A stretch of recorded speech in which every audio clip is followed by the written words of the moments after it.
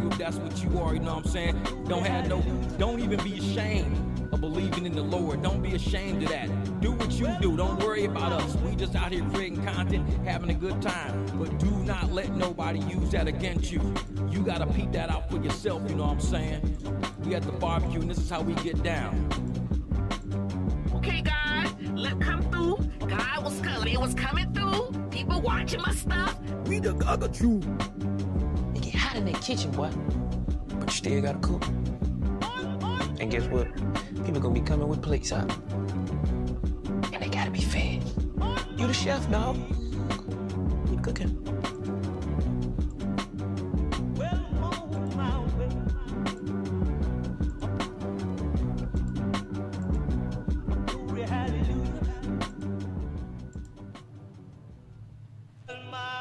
Shout out to all the true believers out there dropping them blessings in our comments when all these fake creators using this against y'all religion. This is for you. Now this for the Gaga Chew. See you at the barbecue, and I got a spot for you. So gon' bust a block or two. What else is you gotta do? Just pull up to the potluck, cause I got a pot or two. And I got a lot of crew, and I got a lot to do. These chickens sitting simmer now, so I'm about to throttle through. The latest model you would do is still kinda bother you, but nobody's stopping you. I'm preaching that gospel, woo. My pop was still popping through. The cops are still watching through. The prophets on the block were shouting loud like the Gaga Chew. They spitting the rituals and giving the signals. Religion getting spiritual, we getting residuals. The prophecy cyclical and poverty cyclical. See, dad leave, kids grieve, mamas need miracles, and I'm getting sick of you. The hood done went digital. These cameras all around, so it's easier getting you. The fiction that you spitting getting seriously critical. It's trash, like your ass on a minstrel. The coke out the bench you, the clan wanna lynch you. The evidence of penance hella strong with the stench too.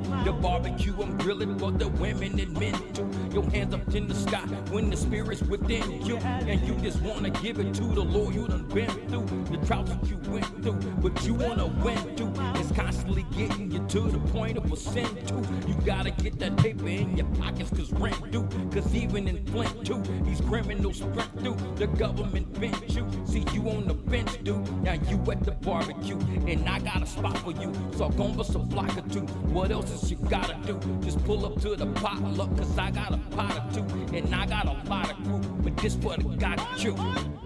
We the Gaga True. For all my What's good, everybody? Live and in the mix right now. Let me know if this thing is coming in clear. It sounds pretty loud on my end. What's up, my man D5? Hey, Nina Boo, what's good with you? What's up, everybody, man? Today is gonna be a really good live stream. I know I've been busy over the last few days, but I've been doing the most I can to keep bringing this content to you. And like I said, today's video is actually it's gonna talk about the creator economy right now. And I got this video, it's called the $100 million buyout, how the content creator economy is dead. And basically it's from the infographic show.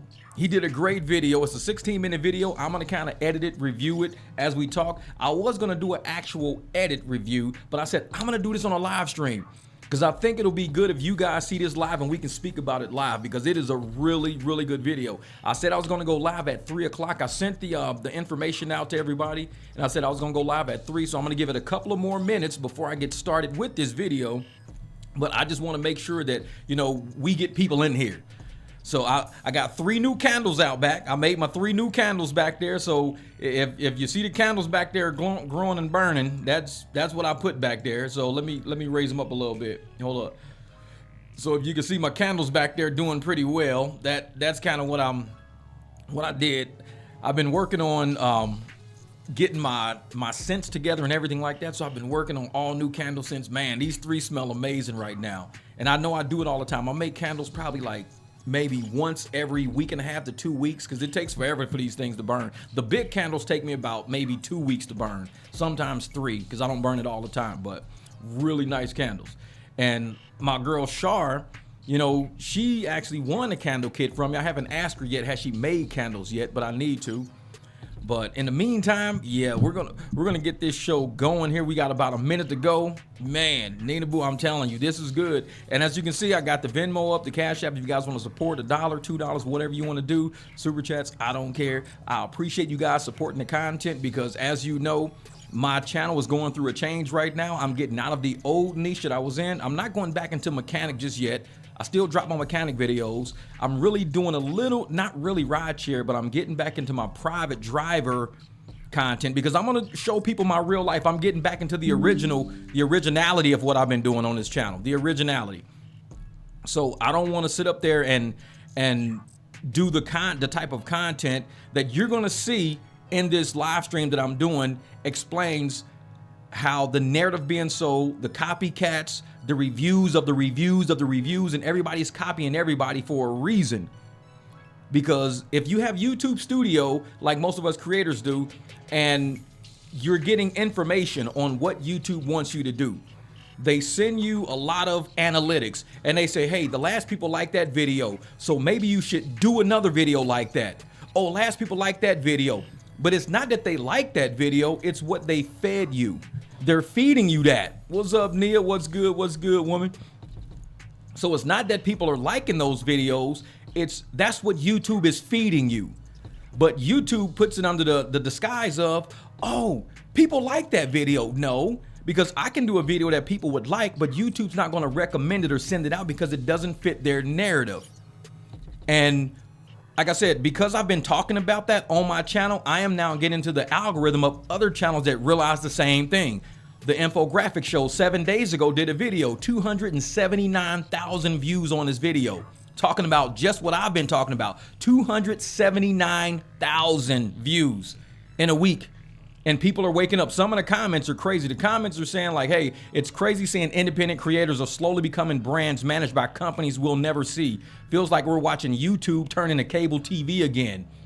Somebody said corporate YouTube channels should be labeled as such. Exposing a platform on the platform. Buying loyalty is a lot easier than earning it. I've never heard a more true sentence. And say, what are you doing working? Because they're hammering your channel with ads. Hey, and I'm gonna tell you right now, man, on live streams, they tend to put more ads, so I kind of go with the low ads on my live stream because I want people to actually like get into it. But if I don't run ads at all, YouTube will not show the live streams. People who take ads out of their live streams don't get a lot of views on their live streams because they want to give the viewer experience, so they say, I don't want any ads to play. YouTube will suppress that live stream. That's just how they do it, man. I've seen it, man. It's a trick. It's a trick. So what time is it now? 3:02. It's 3:02. What's good, my man James Reese in the building, man? And I'm gonna tell you right now, we are about to get into this video, and when we get into it, trust me, man, I'm gonna review it from the gate. You guys are gonna actually see why YouTube is becoming the way it is. Not what it used to be. It's not where independent contractors and you know, people getting out here, small creators doing fun videos and YouTube putting out. This is all about money and narrative now. So what I want to do is I actually want to get into this video. So we're gonna move over. We're gonna move over so I can show you guys exactly. Wait a minute, before I actually move over, let me make sure I got everything going over here. Hold up for a second. I don't quite know what I'm doing. Wait a minute. Let me pull that out. Okay. And I'll leave that there. All right, I'll leave that there. I'm just making sure I got everything together over here right now because I'm about to do a big switch. I'm moving stuff over. Since I was about to go to the movies, decided to go home and relax, and here I am. Here, get rid of the clip option. I don't know if they got rid of the clip option or not. I'm not sure. But yeah, let's get into this video real quick. You guys are gonna get a kick out of this. Hold up for a second. Let me hit this transition button and we're gonna move over. There we go. And this is the video I was talking about. The $100 million buyout, billion dollar buyout. And the creator economy is dead. The creator economy is dead. I believe it. I'm seeing a lot of people just reviewing creators, reviewing problems, selling negative narratives, entire news feeds full of, just to find this video. I had to start doing content the way I've been doing it, and like the other video popped up, and now this video popped up. So I'm getting into another niche of exposing, like somebody said, exposing the platform on the platform. This is crazy because right here he said, right here it says exposing the platform on the platform. This is funny right here. I had to click like on that. That shit was funny. That was funny. But yeah, let's see. Let's get started on this so you guys can kind of hear exactly what I've been talking about. Here we go. Your favorite YouTuber, the person who has given you countless hours of entertainment, might not be who you think. Same room, same voice, same opinions that made you trust them, but lately they feel off. The edge is gone, the takes are safer, something's changed and you were never told. Behind the scenes, the channel was quietly snatched up. The videos, the backlog, even the audience, it's all part of the deal. On the surface, nothing looks different. If the person you trust is no longer in control of what you're seeing, what are you watching? This is... And I like how he said how the energy is gone, the takes are safer. Because remember I said I've been having to do safer things to my channel now because I know what they're doing, so I'm doing different content until June because I'm trying to play it safe. He even said it. The takes are a lot safer. They're putting like 18 plus tags and stuff like that on our channels, and I don't like that. Hold, let me shut this screen back like this so we can actually see the chat over there. All right, hold up for a second. Let's get back into it. How your favorite creators are owned by private equity. Chapter 1: The Stealth Buyout and the Enforcement Loophole. YouTube's feed has started to shift. What was once a deep and diverse mine of fascinating content started to feel a little shallower. Videos began to feel empty and repetitive. And hey, it's not like we're innocent. Sometimes you get tired and you think you understand the audience, and for a month they want the same thing nonstop. And then the next month they tell you that you only make one kind of video. Trust me, we remember the Russia-Ukraine war feelings. But anyways, titles became more clickbaity, thumbnails turned into a bland AI-generated mess. Creators who once seemed independent started saying the same things. It didn't happen all at once, it was gradual, almost impossible to notice unless you were really paying attention. And on that part, and that's my man Jason right there. Jason was one of the creators that I actually reviewed. He was the one who got demonetized because he actually creates his own Anunnaki series and things like that. He does all of his own work. And he does his own scripts, his own like recording, everything, own voiceovers. Sometimes he uses AI voiceovers, but they demonetize him. I'm now on his Patreon channel, so I'm watching all of his stuff on Patreon, supporting him over there since he's demonetized on YouTube. I'm actually a part of his Patreon crew. So if you want to join people on Patreon, me, Jason, we're all over there. You can support us. But what this video is talking about is how all the creators are starting to say the same thing. It's because in our YouTube studio, they're forcing us to do the exact same content. And if we don't do what they say in YouTube Studio, they stop recommending our videos. They stop pushing our videos out. So in YouTube Studio, they'll say, hey, people like you reviewing this. Keep hammering on that. But it's the same thing over and over. It becomes cyclical. And all of a sudden, I'm just delete everything AI? Yeah. And so it becomes cyclical. So you start looking in your news feed like right now, everybody's talking about Cheyenne Bryant.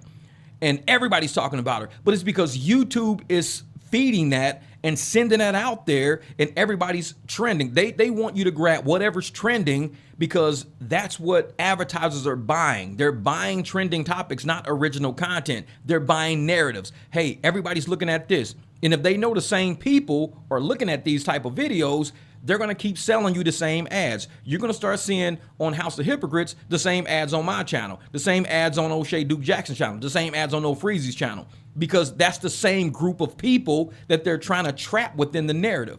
So this video explained a lot about how it breaks down, man. We're going to get into it. I got a lot to say, but I want to get into it, and I love reviewing people's videos who are highly intellectual, just like when I did Jason's. Much love, brother. It's highly intellectual because that's what I am. I'm an intellectual. I'm a creative person, and I love when people figured it out and they share it with us. So let's get back into this.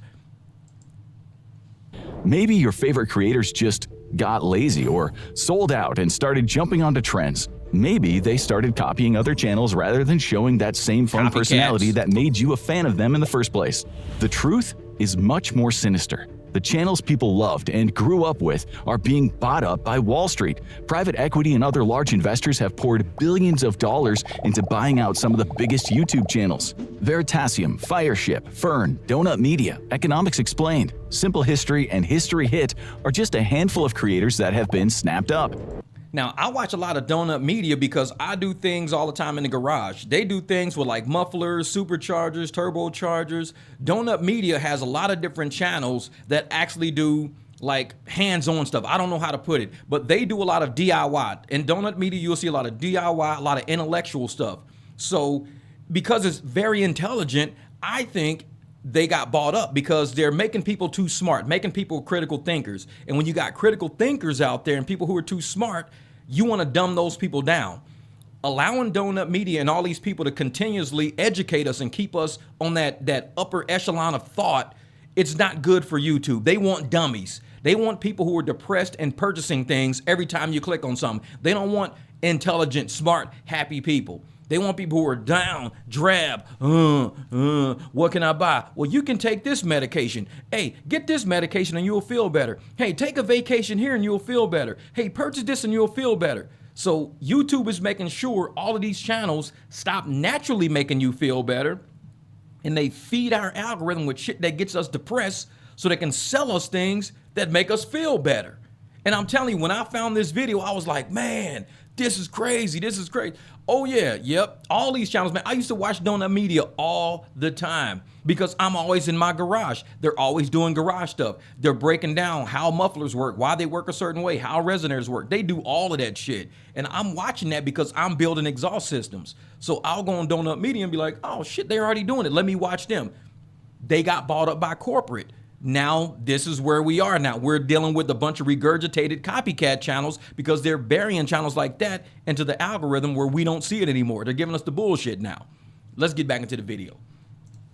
Even kids' channels are part of the bargain, with the likes of Cocomelon and Blippi under the thumb of Blackstone, the biggest alternative asset manager on Earth. And those are just the deals we know about. They're not being treated like personal creative spaces anymore. They're being treated like media machines, cheap to run, easy to scale, built to grab attention, push ideas, and sell whatever stories or ideas their owners want to feed the masses. A number of financial and tech entities are in on this. Some of them you'll recognize, like Blackstone and Goldman Sachs. Others, maybe not, but they still have huge amounts of cash to splash around. The same playbook has already hit some of the world's most beloved brands, like Toys R Us, Sears, and Blockbuster. They take something that people trusted and turn it into a hollow entity, all in the name of profit. When it comes to YouTube, they're not just buying random content, they're buying familiarity, the faces you already know, the channels you already click without thinking, the routines you don't even realize you've fallen into. They're buying built-in audiences, demographics, the reasons why you watch, and they're not stopping at creators. And that's what I want. Yeah, Blackstone is straight up evil. They're buying up properties and everything. Those are the people who say you're going to own nothing and be happy. They're going to make sure you own nothing, make sure you be happy after they drug you up and everything. But I want to hammer on this part because when you see the same creators over and over and over in your newsfeed and your algorithm doing the exact same story all the time, is because YouTube Studio is telling them to do that. Because they're pushing that narrative, selling that narrative, and you're thinking, man, this guy's making good content. Look at his views. His content is good. No, it's not good. It's trash content that they're selling you, and the algorithm is pushing that for a reason behind it. So there's much better creators you would never hear of. These creators got like 17 views on a video, 130 views on a video, but the trash video has 30,000 views. And you like, why is the trash video got 30,000, but the good video has 200 views? Because it's getting buried in the algorithm, because they're selling a narrative, they're selling a story, and they're trying to get you familiar with that creator because that creator is willing to sell its soul out for views. That creator is chasing views and they know it. So they go, why don't we use him as the pawn? We know what we want to do. Let's keep this demographic together, keep these people together on these shit channels with these shit videos, and the good videos, we can bury them. At some point, they're going to just drop off of YouTube because they're tired of chasing views and not getting them. Me, I could care less about views. People support me so many different ways through Cash App and Venmo. They support me through sending me clients. I make money doing clients. They hit me on Patreon. My Patreon is doing very well. I think I'm at 40 people on Patreon now. So I'm like, dude, I love it, man. I appreciate the support. Because we're seeing how YouTube is changing. And if you're not catching on to it, it's going to hit you. And you're going to be like, well, how come I'm not going nowhere? I mean, one channel I watch, Sacred Time, that's our homegirl. And she actually she got so many videos on her channel that are intellectual and spiritual. Her name's Carlita. And she does all of this stuff on her, but she's never in the algorithm.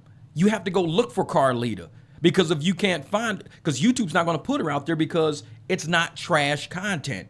But the trash content with the crying faces and the upset people and the people fighting on thumbnail, that's going to get put into your face, because that's what they want to sell. That type of shit, not the intellectual things, not the good things. And just like Jason, when I was on your video yesterday on Patreon and I was watching about the Giza pyramids and all of that stuff, I already know about the Giza pyramids. So what your video was doing on Patreon was reaffirming so much and teaching me so much more, because there were tribes that I'd never heard about that actually had those 360 characters. I was like, damn, so they got 360 characters never seen by anybody on Earth, and they were passed down through alien technology. And they knew about this star that nobody even knew about until we got telescopes. So how did these people know about it when they didn't even have telescopes? But that's the type of content that I have to find on Patreon. I can't find that on YouTube because YouTube is pushing bullshit. Let's get back into it. Yeah, people love to argue and fight and gossip. These channels get thousands of views because they're selling misery. They're selling a distraction. But this video here, man, I love this video because the infographic show ate it up, man, ate it up. Says, Jeff, I got to get you on the show for an interview sometime. Will do, brother. Most def, man. Oh, we'll have fun, man. I am a sci-fi history junkie. I watch a lot of history channel about pyramids and everything. Bro, I love your channel, man. You got a lot of, I got to get you up on my TV screen so I can watch you in bed. That should be crazy. I'll be like, dude, this is dope. Hold up for a second. Let me get back in this video. They're taking entire libraries of content as well. Years of videos, years of trust. This all happened without people even realizing what was going on, because the faces stay the same.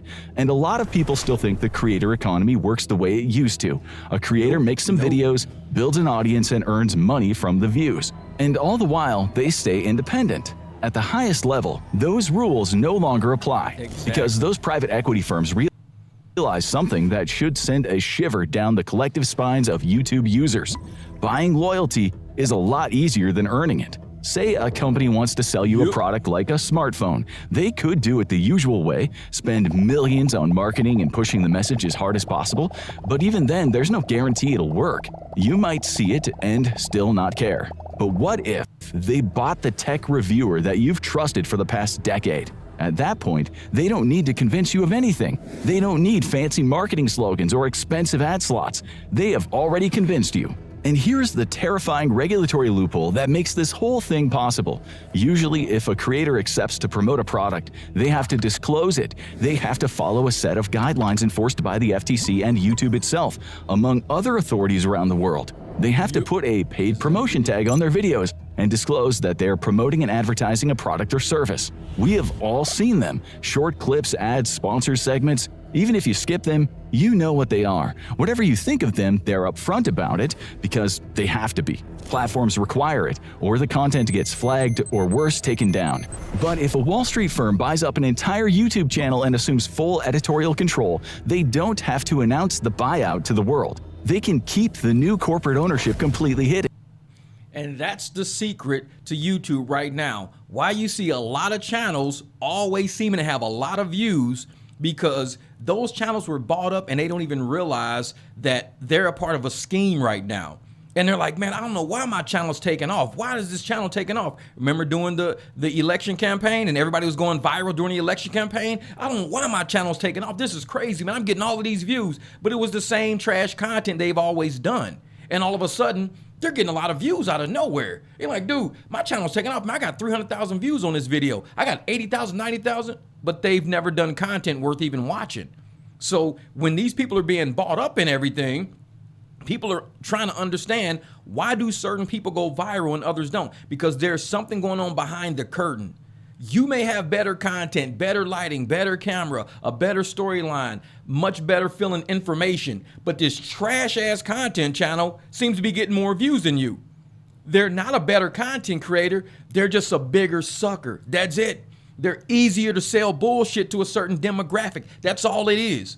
So don't try to put yourself down thinking, well, I'm not getting a lot of views. I must not be a good content creator. No, you're probably too good of a content creator. That's the problem.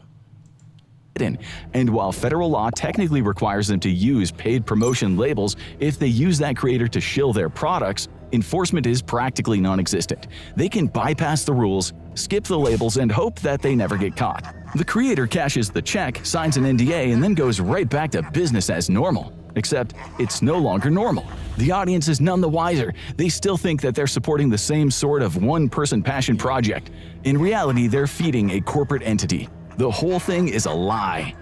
That right there. And I said that. The devil is a lie. The devil is in the details. All of these channels you see out there selling these false narratives, these fake narratives being exposed left and right.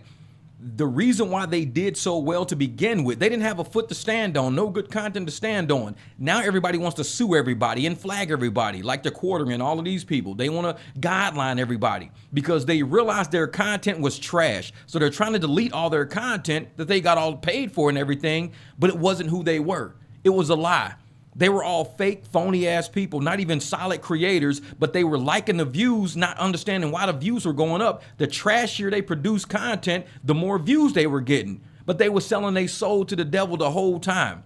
And people who don't sell their soul out tend not to do too well.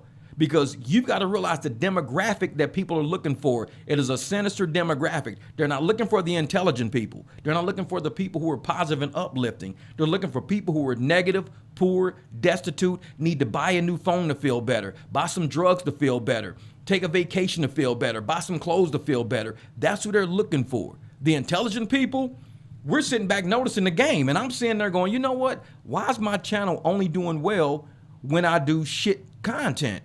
I said, you know what? I'm not playing this game with them. No, man, I'm not doing that to my channel.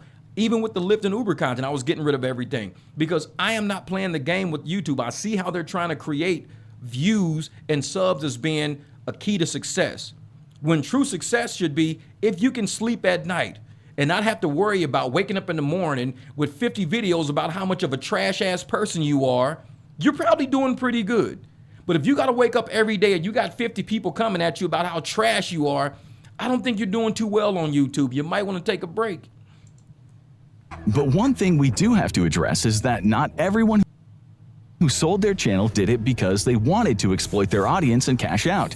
We don't know the circumstances or the decisions of the creators. Some might be exhausted and they just need to move on. Some might be deep in a financial hole and they need help. We don't know, and we're not gonna put the blame into those creators. They'll have their reasons. We're just trying to shine a light on the changing dynamics of the creator world and the content that's being consumed on YouTube. Chapter 2. The enshittification pipeline. When YouTubers set up their channels, they've got one goal in mind: to build and engage an audience. While the motivations might differ, the end goal is always the same: get people watching. It's all about subscriber count and viewership figures. Private equity firms don't see things the same way. For them, it doesn't matter what they're buying. The goal is always the same: buy it, grow it, sell it for more than they paid. And the industry might change, but the business model doesn't. They don't care about quality content. They're not interested in creativity, authenticity, or the community. All they care about is the bottom line. And that right there, just like you said, N2D, I totally understand that. I've noticed the best videos are the most negative ones because corporate, these people who are putting ads on these videos don't care about the quality of content. It's trash. All right, Jason, we'll see you in a minute, brother. It's all trash. That's all they're buying for. They're leading everybody to the slaughter.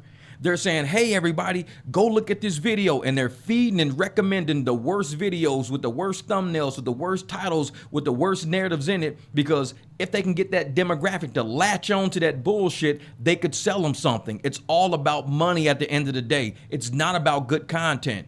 Because if you got good content, you got content that just fulfilled your soul and it made you feel better, then you don't have to buy anything. You just saw something that made the light come on in your head and you're like, you know what? I'm gonna go try that instead. I'm glad I watched this video.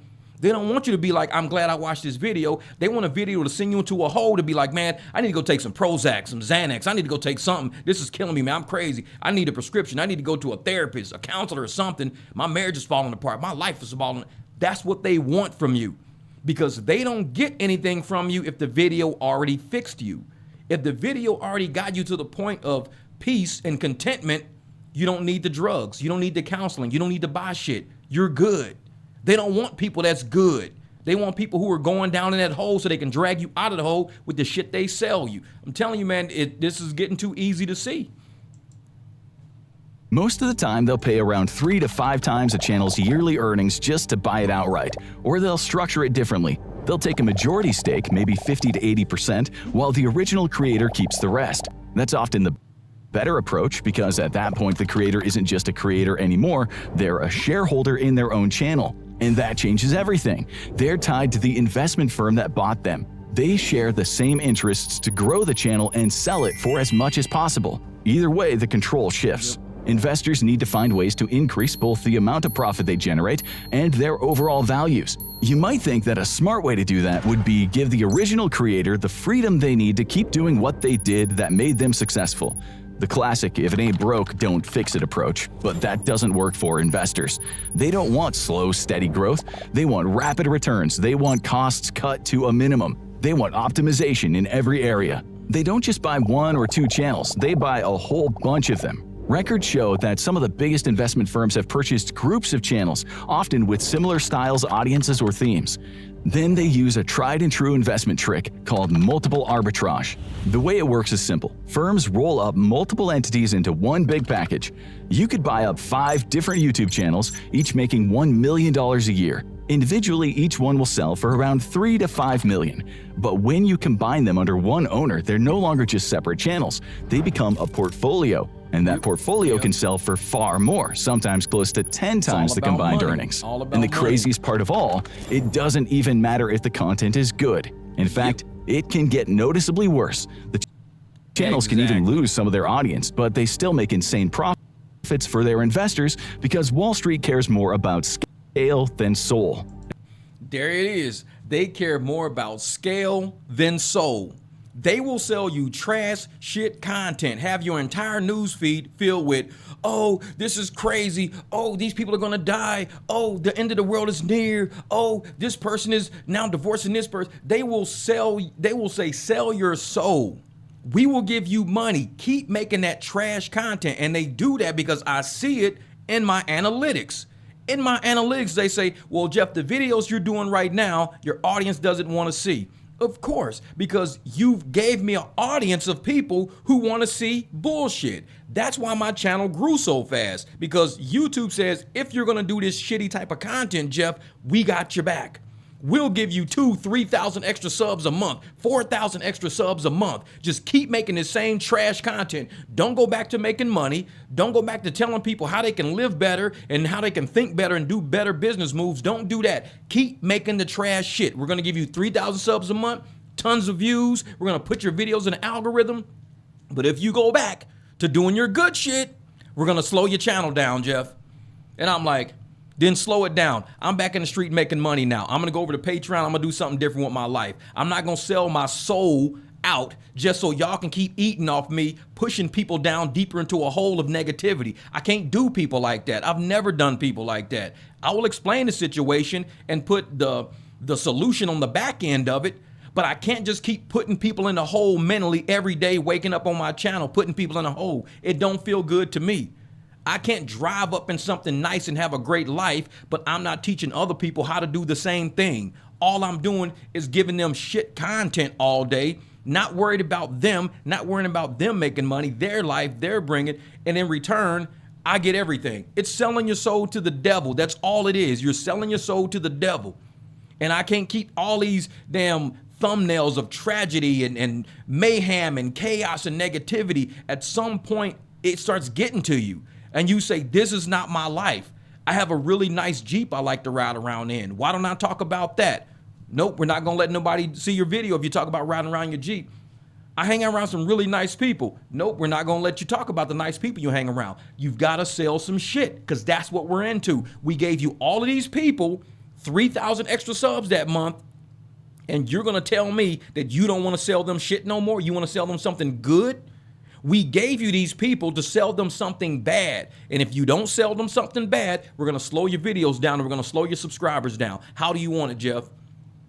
Slow it down then. Slow it down, because I'm out. I don't want that shit. I'm out. If that's what it takes for me to make money, I'd rather just go work with people in the community, make my money every day. I'm not doing this shit. And that's where the next piece of the puzzle comes into play: saturation. The channels start creating more content, fewer breaks, more videos every week.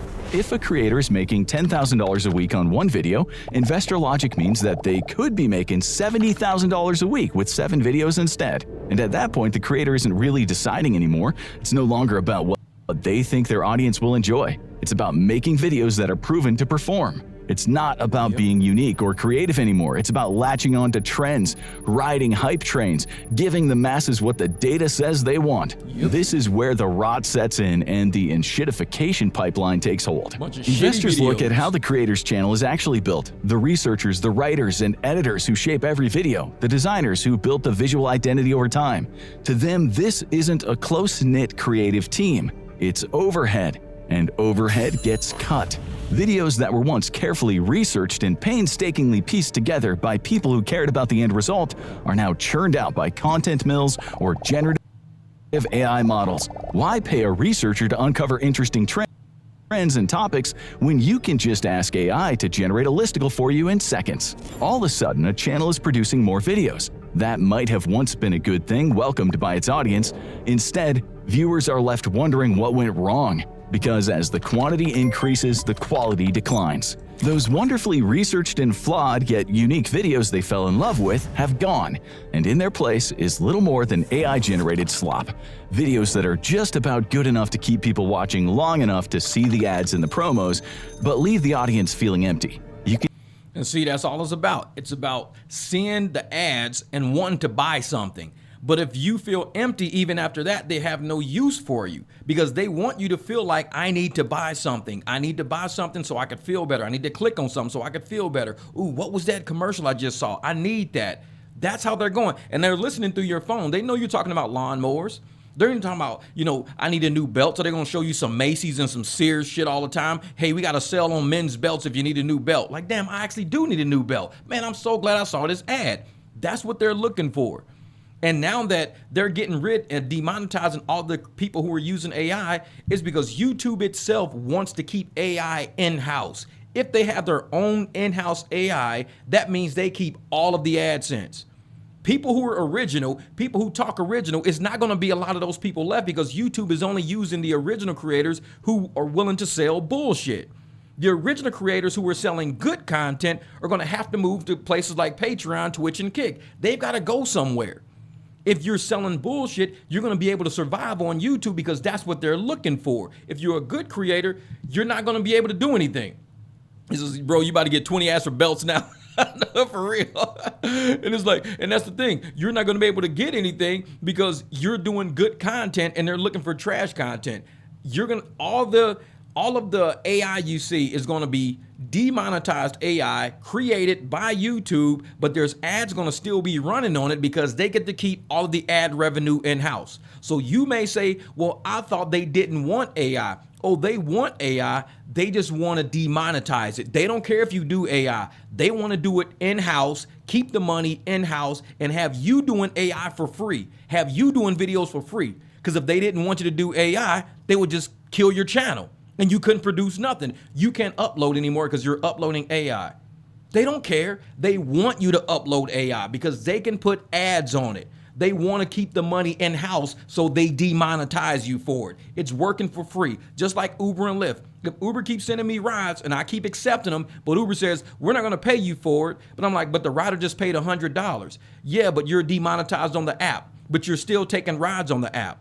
So you're taking, the client pays $100 for a ride, the driver gets nothing because the driver's demonetized, but the driver keeps taking rides thinking one day they're going to pay me. No, they're not going to pay you. You're demonetized. You can keep taking rides if you want to, but we're keeping all the money. That's what YouTube is doing now. You can keep making videos if you want to. Ads are going to play. Advertisers are paying, but we're keeping all the money. You're doing rides for free.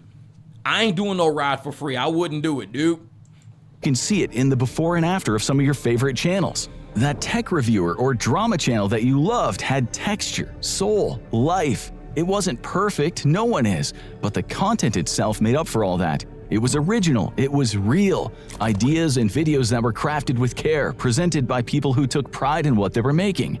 Then, this new version came along, and the flaws are fixed. The look changes, suddenly becoming a little too slick, too clean. What once felt like a glimpse into someone's private world now feels staged. Videos no longer feel discovered but manufactured. Commentary becomes lifeless, and the part that hurts the most is that the audience can see this happening. They can tell that something has changed, but they're not quite sure what or why.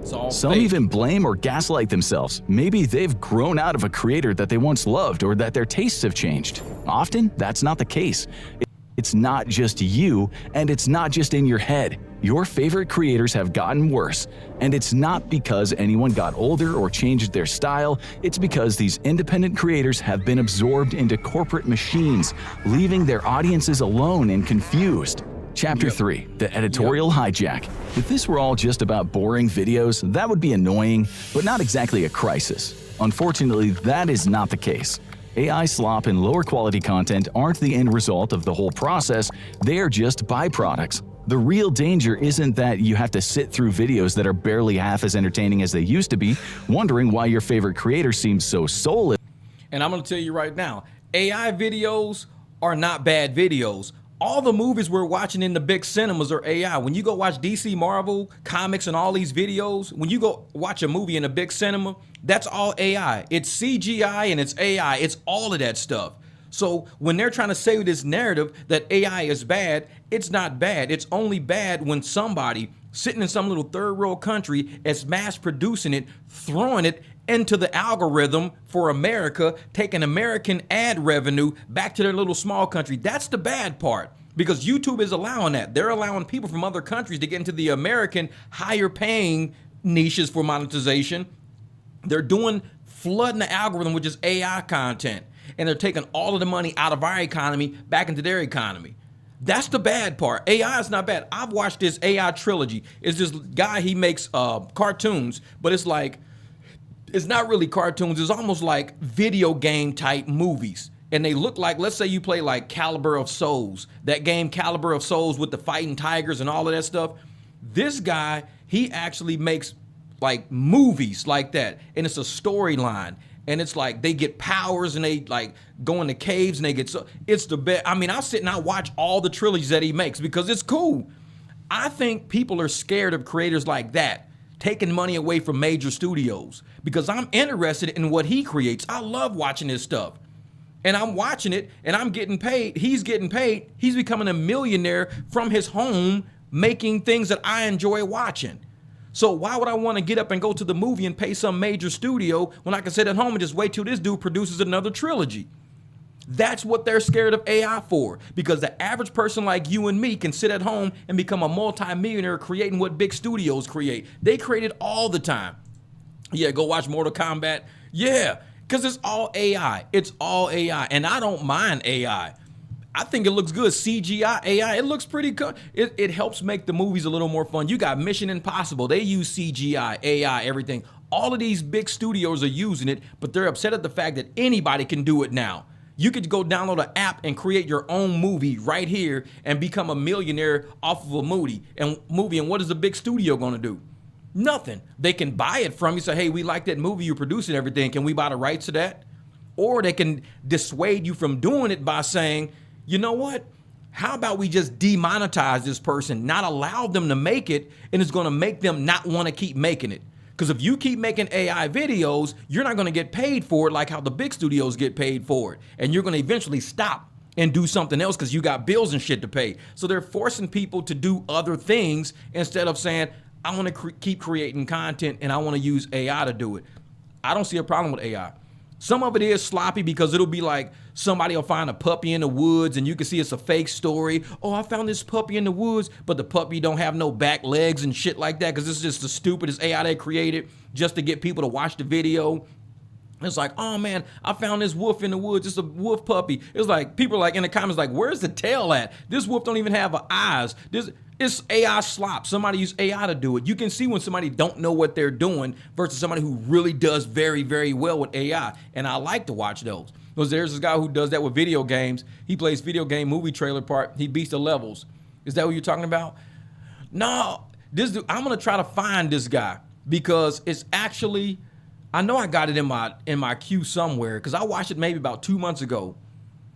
I gotta find it. And when I find it, I'm gonna tell y'all guys who it is. But he makes some amazing, and I watch it on the TV. So it's on the big screen. So I watched it on the TV, and I watched all of his trilogies of each one. And each one is about probably 20 minutes long. So it's about an hour, but it's 3 of them within an hour. And it probably took his ass months to make this shit. And it's only 1 hour that I'm watching. Took his ass maybe years, who knows? But that's why they're upset, because people like him can become millionaires creating stuff, and all these big studios with all this overhead and all this investment, they can't go at that. There's somebody sit at home right now making AI videos with the potential to become a millionaire. And these corporations are scared of it, so they're trying to scare people saying, if you keep making that, we're not gonna pay you for it. But yet, they'll still play it on YouTube because they get ad revenue for it.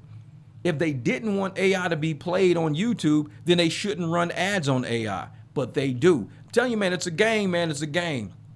Hold up, let's go. This all of a sudden, the real danger is how these videos and creators are being used. And it's happening right now on your YouTube and social media feeds. Once investors own the creator, they don't just own the channel, they also influence what gets made and what doesn't. Topics get filtered, edges get softened, ideas never make it to upload. We're already seeing this in local news channels in the US. Big corporations are buying up small stations and shaping their output.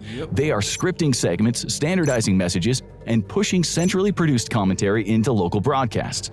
And it reaches millions of homes. You are being told what to listen to. Most viewers never notice the shift. John Oliver famously broke this down in a now viral clip.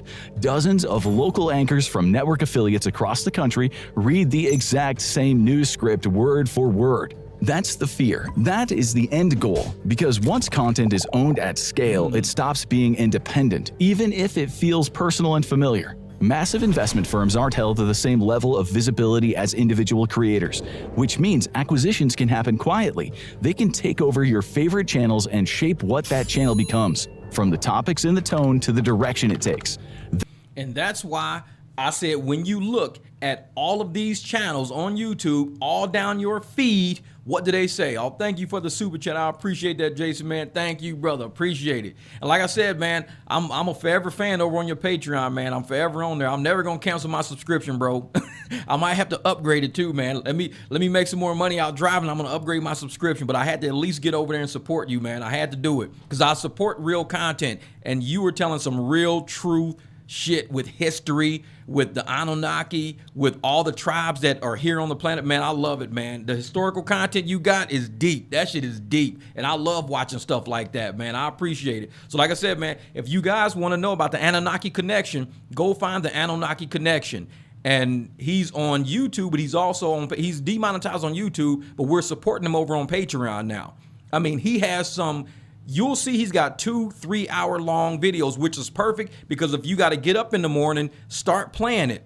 And you'll get up, you'll be in the shower, you'll be in the kitchen, you'll be cooking, you'll be doing shit with the dogs. The whole time this video is playing, no commercials, no breaks. You're getting all good shit. I love long content because I'm busy all day. Even when I'm in the car driving, I know I can get to a client. If I got 30 minutes to get to a client and you got a 2-hour video, I'm like, cool, that'll eat up 30 minutes of the video. I'll watch a whole video in stages because I need that information. So, man, I appreciate you, man. And I'm glad I reviewed your content because when you say you were demonetized and I looked at it, I was like, hold up, this dude got some amazing content and they just kicked him? It's a game, man. It's a game. And this is what they're talking about. They want to take control of the topics, the tone, and the direction. And as long as you stay fake and phony on YouTube, and as long as you stay putting out trash and putting out bullshit, that's the narrative they want. Just like with the news, if the news puts out tragedy and negativity, it's going to sell. Hold up, this is funny because I got some of Jason's stuff right here, the secret religion of the global elite. So I got Jason in my feed right here. So he's right here, and you see it's like Jason Abadi and Dr. Heather Lynn. So 6 hours ago, he put this video out right here. So this is one of his videos in my feed right here. So you can see I watch him even on YouTube. But yeah, but that's what YouTube wants to do. They want to control the media, the mass media, and feed you all of this trash. You got to come up for air sometimes and say, I know what you guys are doing. I'm not playing a part of this game. And my channel at the barbecue, I'm just done playing the game. If I can't help you make a little more money, I don't care if I help you make an extra $50 a day. That's what I want to do with my channel. If I can help you make I've helped so many people start a business from the ground up just with this channel, starting a business. This is what I want to do. I don't want to just keep, reviewing trash content all the time, leaving you like struggling to pay a light bill or not knowing how you're going to afford a new set of tires on the car. If I can help you create a business and now you got 2 or 3 clients paying you $400 or $500 extra a week. That's an extra 2 G's a month you're getting off of clients. And you like, Jeff, man, I got these 4 clients a week. They each pay me $200, making $800 a week now, $3,200 a month off the same 4 clients, man. This is what I want to do with you with my channel. I cannot sit and review trash all day. That's why when I said I'm doing a change, I'm changing all my content over. I started reviewing the great channels. I started reviewing channels like Jason's. I started reviewing all the good channels out there to show you how there is good content being blocked from us seeing it. And I said, I got to support this man. I got to go and support him because I see what YouTube is doing and I'm not playing a part of that game. If I can do something to help you create, like I tell people, go get business cards. Take a picture of your car. I need a picture of your car on a business card. Put your phone number on the business card. Flip it over. Import your Cash App and your Venmo on the back of the card. Give that card out to people who you want to become your client. That's what I teach people to do on this channel. And it's going to help you make extra money a month that you need. Me reviewing trash, I'd rather get 300 views on my business account, on my business videos, than get 1,000 on a trash video. Because that trash video does nothing for you, and all it does is give me an extra $10. I get $10 for every $1,000. It gives me an extra $10, but it's trash. But if 300 people watch my business video, and 20 people out of that 300 says, Jeff, I'm finna go give me some business card made, that video just made a difference. And that's what I'm all about, man. Let's get into this video. Hold up. They are the ones bankrolling it, so they have a say. Think about the power that the big YouTubers have. Followers can hang off their every word, follow their opinions, and make decisions based on what they say. Once Wall Street is involved, certain stories could get amplified, others could quietly disappear. Once firms hand YouTubers a big money deal and a non-disclosure agreement, there is nothing legally stopping them from telling those creators exactly what to say. And this is what I'm thinking right here. A lot of creators don't even realize they're being sold. It's like a secret slave sale. You got a lot of creators, people like Anton Daniels, who talk shit about the black community. His videos go viral because that's what they want to sell. They want to sell the narrative that black people are lazy and inefficient and we need to be replaced by foreigners. That's the narrative they want to sell so they can keep pushing and promoting laws to say, well, if we just make sure we put Planned Parenthoods in black communities, because we'll be getting rid of all of these type of black people. That's what we're doing.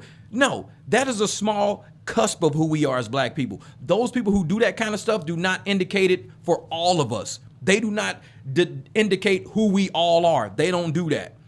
But those channels that talk down about black people get promoted so heavily. And the ones who uplift black people, we don't get promoted at all. We talk about doing trades and doing business. And this was my idea. I had an idea that when you see the government always saying we want the Cash for Guns program, I thought that was the worst idea ever. Cash for Guns is the worst idea. Somebody brings you a gun and you're going to give them $200. That's it. That $200 is not going to last all day. It's not going to last that long. So you just took a gun and gave somebody $200. How about you say, we'll take the gun and we're going to enroll you in a trade school for free. If you give me a gun, we're going to pay your first year tuition into trade school. What do you want to be, an electrician, a plumber, a carpenter, a welder? What do you want to do? You want to be a nurse? We can put you into a nursing program. What do you want to do? When you take a gun and you give somebody $200, you're setting them up for failure. That $200 is a crumb. You take a gun from me, give me an education, give me something that I can make way more than $200. Say, I'll give you my gun, but you're gonna pay my tuition for welding school. Because once I become a welder, I'm gonna make $200,000 a year. I'm gonna make $15,000 a month once I become a welder. But if you just give me $200, I'm back to doing crime when that $200 is gone. The Cash for Guns is a scam. It creates crime, it don't help. So I'm like, why are people not even realizing this shit? More people should be like, we're letting these Somalis steal all our money, and they go and they take money from the autistic kids. They take money from housing. They take money from Medicaid. They take money with fake daycares and shit. All that money could be paying tuitions for people involved in the Cash for Gun. We take all these people who we call thugs off the street, We say, dude, listen, I'm going to take your gun, but I'm putting you in school. What do you want to do? Oh, man, I always like working on cars and motorcycles. Okay, I'm going to pay your tuition. We're going to set you up with a social worker. Every day, we're going to check them. We're going to make sure your ass in school. Do you have a way to get to school? My mama don't have a car. All right, we're going to give you an Uber and Lyft card. You can only use it for school. It goes straight to school and it brings you home. So that's where all that money's going to go instead of these Somalis buying mansions and cars and buying shit overseas. We don't want that. If you take a gun from one of our young black men, you need to pay his tuition now. Don't give him $200. Ask him what he want to do, and you get his ass to and from school every day. You make sure that investment of him giving up that gun and giving up that lifestyle of crime becomes something worth giving up that gun for. Because you give up that $200, that shit's gone that day. And he's right back to robbing. He's right back to stealing. He's back to doing the same shit. So I never liked the Cash for Guns program. It was a setup. Because all you doing is taking away a man's ability to defend himself and to arm himself. I got guns. I can defend myself in my home. You take my guns, I can no longer defend myself. You say, well, you got $200. What the fuck I'm gonna do with $200 if I gotta defend myself? So I give you my guns, you put me into a program. I wanna become a carpenter. I wanna build houses. And then you take all those people and you say, we got welders from this hood now. We got carpenters from the hood now. We got concrete and asphalt men from this hood. We took all their guns, put them all through school, and now we want these same kids to go build this neighborhood now. We gonna knock down all these dilapidated ass buildings, and everything y'all learned in school, your first job is you building the same hood that you used to use this gun in. You gonna build this neighborhood now. We ain't giving you no $200. We gonna invest into you. Give me the gun. I'ma build you, and you gonna build your neighborhood up. That's how you do the shit. But they don't sit there and they don't do that and put those type of channels out and put those type of narratives out. They put the bullshit out. They like to show us being thugs and being hoochies and ratchets and shit. That's what they want to put out. I want to put out, we need to educate and guide. We the OGs, we the old heads. We know what it takes to make it this far. Every kid out there who's 18, 19, 20 can have twice as what I got. Every kid out there who's, 25, 30, who's lost right now, listen to me. You can do better. You just got to be led to do better. They setting everybody up. You right, it's all by design, man. It's all by design. And I don't like that shit. I don't like it.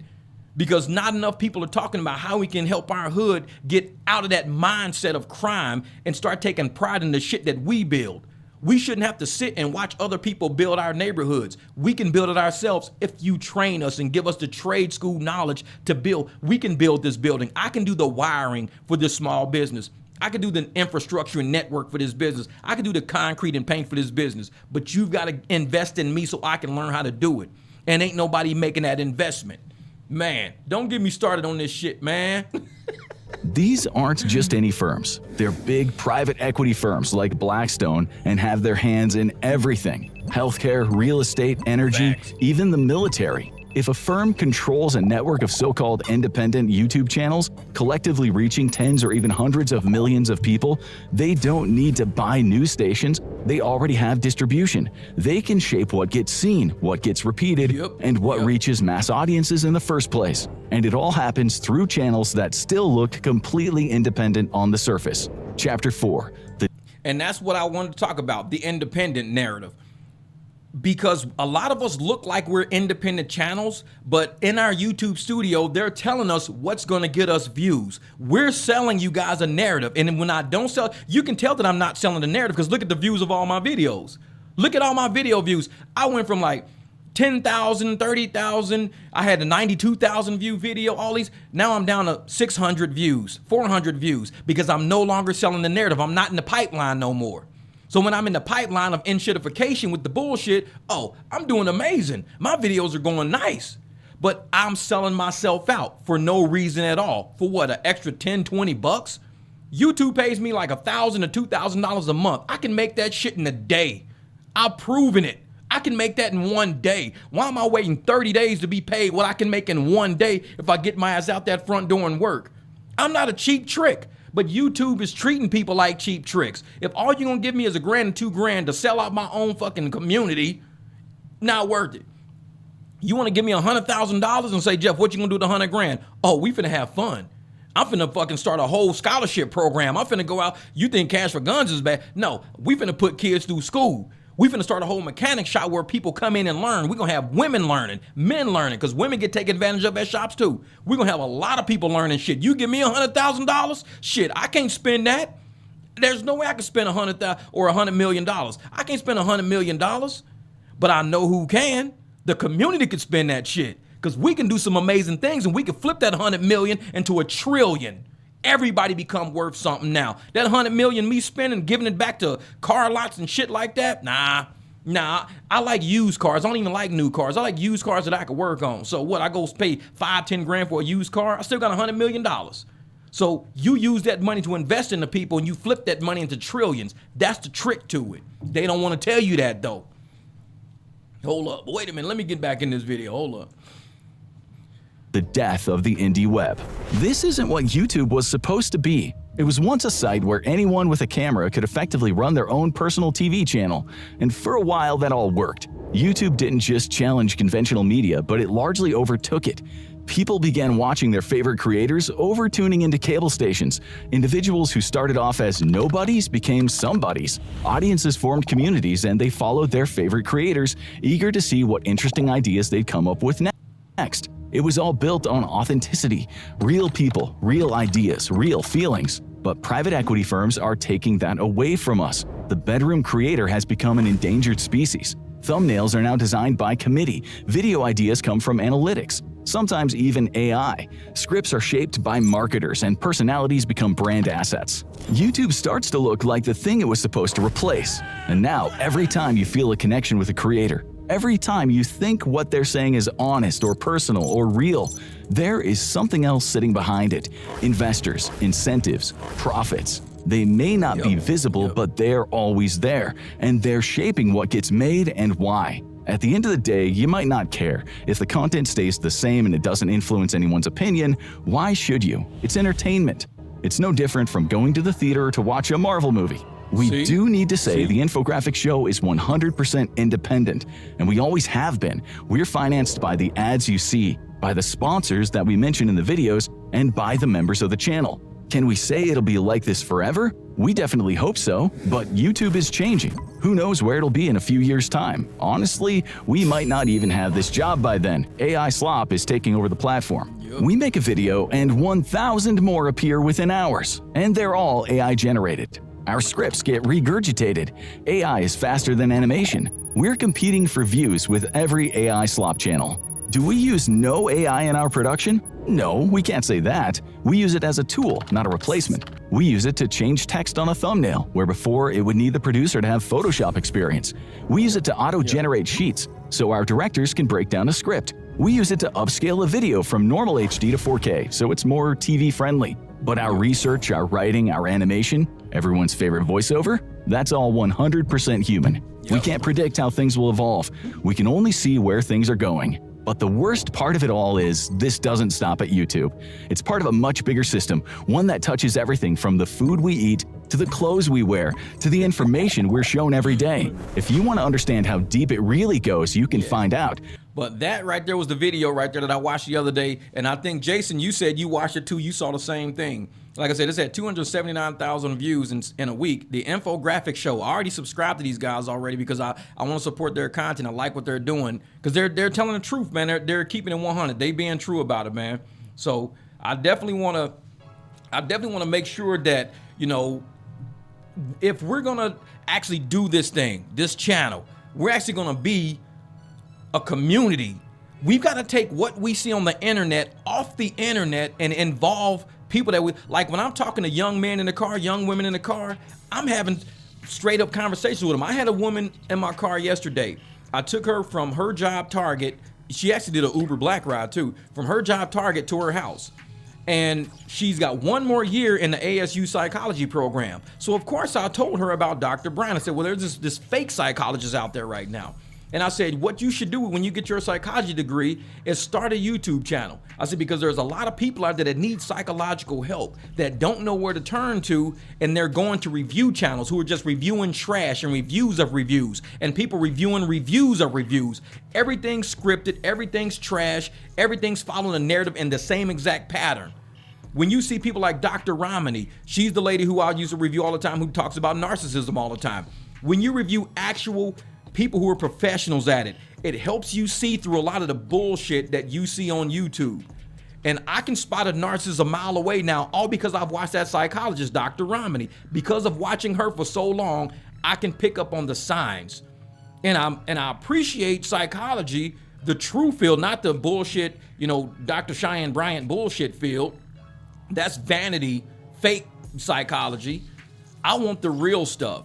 And I'm thinking if you have a profession, especially a psychological profession or a medical profession or something like that, YouTube could be the best thing for you because you're helping encourage health in people, mental health, physical health, things like that. And it used to be like that all over YouTube, a lot of fitness creators, but then they started turning fake.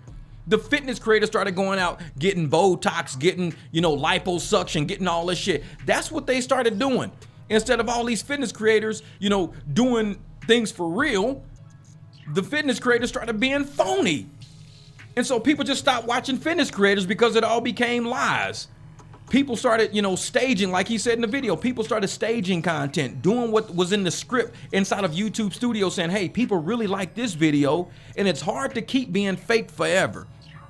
So when you look at some of these content creators, people like the Anton Daniels and stuff like that who are running these panels, all these panels are full of shit panels. They have no substance. They keep rehashing the same exact conversation over and over because it sells. They are saying nothing new, nothing productive, nothing that's solving a single problem in the black community. Not a single thing. I have ways to solve problems of the black community. I am an accountant. My old boss, Stephen Klubeck, the dude who got arrested, that's who hired me. I tell people that all the time. Billionaires trust me with their business. Billionaires trust me with their business. He was a millionaire at the time he trusted me. He's a billionaire now after the Sunterra merger. These are the type of people that trust me running their business, paying me to sit up in their office. These people trust me because they say, Jeff, you got great ideas. You know money, you know numbers. Work for me, bro. I'll pay you. All right, bet. What are we doing? I just need my shit to be legit, running legit. I'm just running business. You keep it together. You keep it profitable. I'll take care of you. All right, bet. Steven hired me. People trust me with money because they know my ideas work. My business works. They know it works. Anybody out there who's listening to me do business, I do business to help better you. Because if you do better business, you can one day help me out and link me to better business. But if I'm hustling you and putting you in the hole, there's nothing you can do for me later. I might need you one day. You might say, Jeff, man, because of you, I bought a new truck. I got another car. I can help you with this group, Jeff. I'm like, dude, thank you so much. Yeah, I stopped renting that little car. Now I got a big truck, dude. I can help you out because I'm helping people build business. It's what I've always done. I don't know how to do anything different than that. I can't do nothing different than that. I only know business. I don't know bullshit. So when I review content, I review it from a business standpoint. I review it from a psychological standpoint, from an intellectual standpoint. Even reviewing the trash content that I review, I break it down. That's why I say we grill it, we season it, we break it down, and I come up with a solution on the back end of it. And a lot of people, they're not even fast enough to see that shit. So when I'm watching intellectual channels like the Infographic Show, like the Anunnaki Connection, when I'm watching actual intellectual shows, that feeds me. It feeds who I am. That's who I am. Oh, thank you, D5. I appreciate it, brother. Say, listening in on the forklift. Keep preaching, brother. Thank you, D5. I appreciate you, brother. I know you out there working hard, man. I appreciate you for the super chat, man. But it's real talk, man. Real talk. And D5, he's one of the main characters out here in Phoenix that I say that. If something got too heavy for me, I know I can always rely on him. I can always shoot him an email, shoot him a text. Hey, man, I got people that need some help. Is there any way you can help? The worst he can think is no. He can say no. But I know he's reliable, and he'll say, well, if I can't do it, let me find somebody who can. I know somebody else. Let me call my cousin. Let me call my brother. Let me come. Cool, appreciate it. Because he's a solid business guy. That's who he is. I've always done business. So when I was trained by people like Melly Sullivan, like Kathy Wheeler, like Stephen Klubeck, the billionaire, those are the people in Vegas who trained me for 20 years being how I am. I left corporate America. So I can look and see what they saw. I look at people and I can see somebody who's solid with business because I had to be solid for business in order for millionaires to hire me to look over their books, to sit there and not embezzle money from them. I have access to wire transfers, checks, all this. I got access to petty cash, $5,000 petty cash. It's always exactly accounted for. I never stole from nobody, never swindled nobody. It was always easy for me to get a job because they say, Jeff has integrity. This man can sit with $5,000 cash in front of him, access to wire transfers. He can cut checks right here from this check printer right here. And this dude, he ain't never stole from us, man. He's legit. He's straight up. He's legit. Because I only take what I earn. That's it. If you know, you give me a check and at the end of the period say, hey, Jeff, man, you did great. You hit all your goals. Here's $17,000 check. I'll take the 17 grand. Hell yeah, I'll take it. I appreciate it because you paid me and you gave me the big check on the way out the door. I appreciate that. But I'm not going to steal 17 grand from you because I feel I deserve it. If I leave and you don't give me nothing, then I just don't get nothing. That's cool. But a lot of times they'll be like, hey, man, here's $32,000. I've been given a $32,000 check on the way out the door because it's, man, you covered everything. You jammed on that contract. Here you go, man. I'll fucking open that envelope. I'll be like, I appreciate it. Thank you so much. $32,000 check and I already got money in the bank. That's how we work. The millionaires took care of me out there.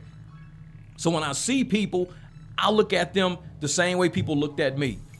All right, I'm see you, Jason, brother. All right, man. Keep doing it, brother. Much love, much love. Say, hey, Jeff, I got to jump off here. I'll send you an email. Hit me back at your convenience. Take care, brother. Keep doing the real work out here. Much love, brother. I'm glad I reviewed Jason, man. He's a great guy, man. He's a great creator, man. I'm glad I've reviewed him. Because like I said, and that's how I meet people. I meet actual, true, real people, even through YouTube. Because I know it's realness out here. And a lot of us, even in this chat, a lot of us are real. A lot of us are real. But we got a lot of fake ass people out here too, man. And that's what I tell folks, man. When you start seeing fake, phony ass people, stay away from them. And I don't mess with too many people on YouTube. Y'all know me, man. I'll go the other direction. Well, oh, there we go. Now it's big enough. Let me move this over some. Wait a minute, solo stream. Let me go over here real quick. I'm gonna move this over some this way. We're gonna do like this. I'm gonna see if I can get this thing to work right. Let's see something. That's gonna be funny. Yeah, that thing is huge. Jeez. But man, what up, Whoop Wop TV? Man, but I appreciate you guys really, man, for getting with me on this live stream. And I know I've been saying for days, you know, I'm gonna do a live stream. But it was hard for me because I've been so busy. I've been so busy ripping and running. And even today, I gotta pick up a client at 7 o'clock tonight from the airport. I got enough time. I seasoned all my meat yesterday for the grill, so I'll probably grill later on. So I might come back after I drop my client off and do another live stream in the backyard, just grilling, swimming, cleaning the pool out, maybe getting in. It's only like, it was 90 something degrees today. It wasn't over 100. So I want to actually get out there when it's over 100 because I hate swimming in cold water. Yeah, I can't do it, man. I can't do it. Oh, thank you, Miss Nia. Thank you. Man, one day at the top, the next day in prison for fraud. I'm telling you. And that's the thing about my boss, Steven, man. I don't know what happened. I do not know what happened. But he was a great guy. And for him to even take care of all of us, because like I said, my 18-year-old graduated high school today, actually. I watched his graduation on Facebook because they streamed his graduation on Facebook. He's down in Florida, so I watched him walk across the stage, and all the kids, I watched all of them walk across the stage today. It was a pretty cool graduation. But my son's mom worked for Steven Klubeck too. She actually went with Steven Klubeck. When we did the big split, when we were at Diamond Resorts and we merged with Sunterra, and a lot of people went to Sunterra, I didn't want to go to Sunterra because I was like, I don't want to take a job duplication, ended up being demoted at Sunterra or something like that. I didn't know how they were going to do it. My son's mom went with Steven Klubeck, and they all went to Sunterra, and they merged up in North Las Vegas, way up past like Cheyenne or something. They all merged, and I ended up leaving the company, but I had to leave the company anyways because me and her started trying to date and everything, and you can't have two executives at the same company dating. So I was on my way out the door anyways. So once I left, you know, she was with the company, I left, did my own thing and everything, then we started dating. But he took care of her too, man. He took care of my son's mom because Steven was a good guy. And I don't know who he got involved with to the point where he's in the predicament he's in right now. I know they said something about some 28-year-old girl who like scams millionaires and shit like that. I know. And I'm like, that's not the last time I knew Steven, he was married. The last time me and Steven spoke, he was married. The last time I knew he was at Sunterra and everything, he was still with Diamond Resorts and Diamond Aviation. He was running all the companies and everything. So I don't know what happened. I didn't keep track of everybody. I left Vegas. When I left Vegas, I just kind of, you know, shut the door on everything. My whole corporate career, I just shut the door and just walked away from everything. So it's kind of funny that I'm sitting here in 2026, You know, I got 4 damn rescue dogs doing YouTube and shit, and everybody's going to prison. I'm like, geez. And this is the second or third person I know in Vegas that went to prison. The third person I know. The third. It's like, man, this one lady, Connie, she was one of those people with us, and she ended up, I think Connie ended up going to prison too. She was with the charter school network at like the Andre Agassi School or something like that. I don't know. But people were emailing me about, Jeff, you hear about Connie? You hear about Connie? I was like, no, what about Connie? Oh, man, she got caught up embezzling and all this shit. I was like, what? Yeah, that's why I was like, I'm out. That's why I left a long time ago, man. I left a long time ago. I was reading a bit about your former boss, Jeff. He got entangled with a younger woman. I think a lot of men get destroyed by these younger generations, only want them for money. Yeah. He met some, I think they said she was 28 and she was swindling older men. And I'm like, I hope she ain't trying to swindle Steven, because Steven, he's a sharp guy. He's pretty sharp. And on top of that, oh, thank you for the jewels. But on top of that, I'm like, Steven had a gorgeous wife.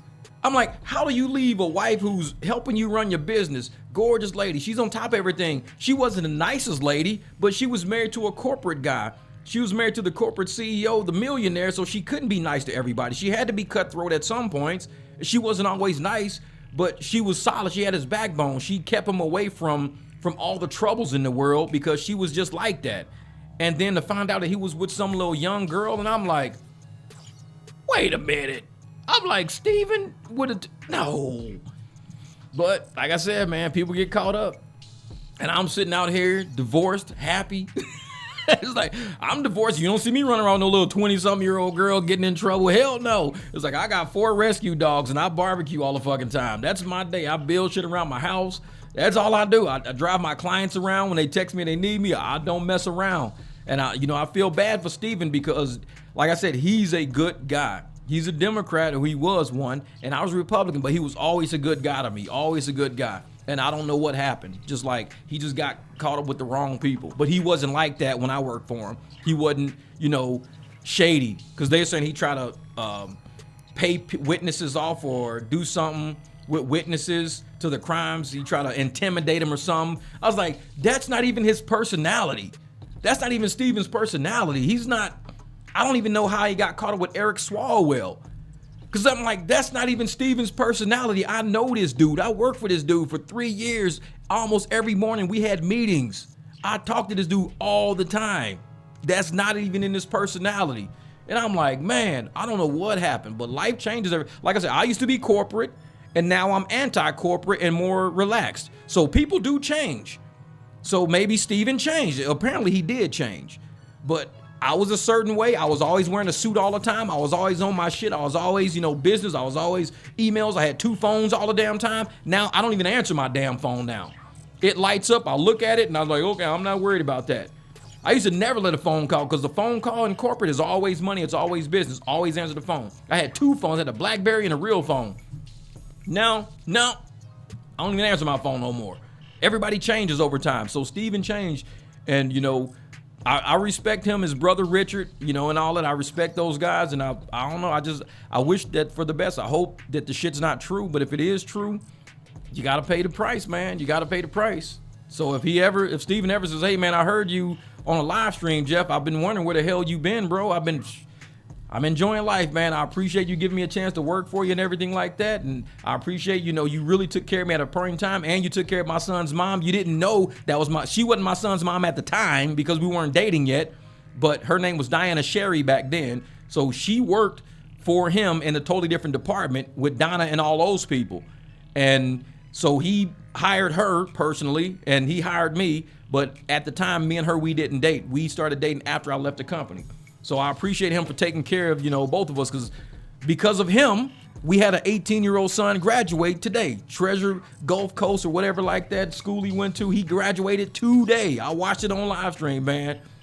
So thank you, Steven. I appreciate you, man. I appreciate you helping us start a family, because you hired both of us. So you basically introduced us, and now he's going to prison and my son's getting into the work world. What up, Art? My brother Art. What's up? So, yeah, man. And Art, man, it's been rough. And for y'all that don't know my son, I'm gonna keep it 100 with y'all, man. Just because y'all on this live stream, I'm gonna keep it 100 with y'all. I raised my son his mom had him for his first 6 years. I had him for the next 7 until he was like 13. And I said, well, when you're 13, you can make a choice of where you want to go. So he ended up going with his mom or whatever. So he's been with her for the past 5 years. It's not been easy. I'm gonna keep it 100 with y'all. It's not been easy because, and no disrespect to his mom, she's doing the best she can do.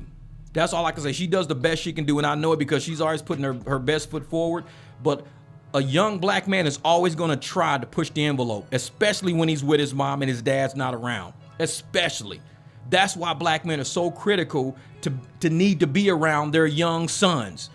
If you are trying to keep your son away from the father, you're going to create a big problem. His mom never tried to keep. No, we weren't like that. His mom was always like, hey, whatever, because we were easy like that. But once Devin got down there and I wasn't around, he tried to push the envelope. She went out late one night in her little Chrysler 300 and found his ass, snatched his ass up. He wasn't even 18 yet. And he's out past curfew. Cops are bringing this dude home 2-3 nights in a row, and they kept his ass in jail one night, and she let his ass sit there. She's like, no, fuck it. He want to rip and run the streets. Let him sit his ass in jail. Let him. So his mom let him sit in jail because he's pushing the envelope. But she went and snatched his ass up out of McDonald's one night because she ain't that type of mom. She don't play that shit. She grabbed his ass. He tried to run and everything. She snatched his ass up because that's how she is. And with me, he wouldn't try that. He wouldn't try that because when you got that father in that life, they're scared of that dad because they know that dad is a bear. They scared of that shit. They scared to mess with the dad. But they gonna always push that envelope with the mom. And the mom is doing the best she can. People think, oh, you didn't raise them right. No, trust me. You can raise your son, your kid with the best intentions, with the best set of rules, with the best. They are always going to push the envelope because they hit that point in time when the chemicals in their brain don't add up and they don't see consequence and they start pushing the envelope. They start doing dumb shit. So it ain't you as a parent that didn't raise your kid right. No. It's a chemical thing in a kid's brain to thinking, this is my time to get that endorphin. This is my time to start ripping and running the street. This is my time. It's going to happen to every parent. You could be the best parent on the planet. It's going to happen to you. Your kid's going to buck up. And he bucked up when he was down there. And he started running with the wrong people. Like I said, I'm going to keep it 100 with y'all, man. He started running with the wrong people. He's in high school. And he's running with people who are not even in high school. They're out of high school. And I try to call him. He didn't want to talk to me. Wouldn't talk to me. His mom's, nope, he won't talk to you. He won't answer the phone. He won't. And he's grown.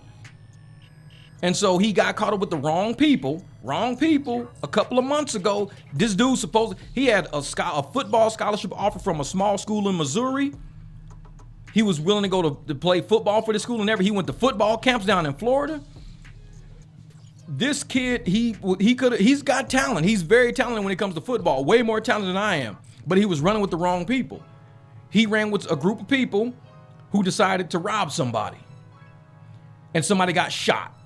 I'm telling you, y'all don't understand. This is what I've been going through as I've been doing content, as I've been busting my ass with these dogs with my life.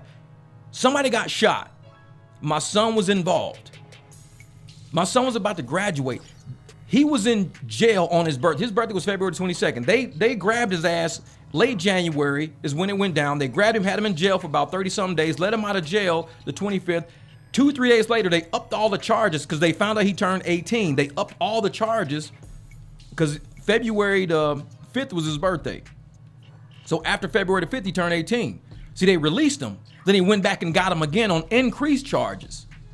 So now all of these boys are now going to prison for attempted murder, everything else. I'm keeping it 100 with y'all on this live stream. This is the shit I be going through on my phone dealing with this shit. So now he's about to go to prison for all this shit.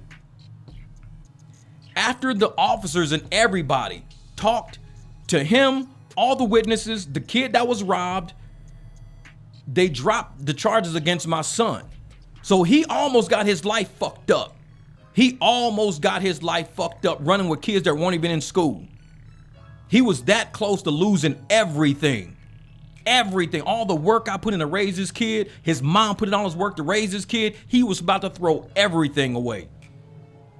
They dropped all the major charges. He was only like there. The kid who got shot actually shot himself. But he was trying to lie and say somebody else shot him. They had evidence that nobody else touched the gun, that he actually shot himself. The kid who got robbed actually stole something from one of the other dudes. So because he stole something from the other dudes, my son, they're all friends. They decide, let's ride on his ass. Let's ride on his ass. Let's go get him. Let's go get your shit. Let's ride. So they try to ride on this cat. They jumped him. They did what they had to do. Gunshots went out. Guy shot himself. So now you got somebody shot, you got 2 robberies, and you got a group of dudes. One of them's in high school, my son. Everybody else is not in high school.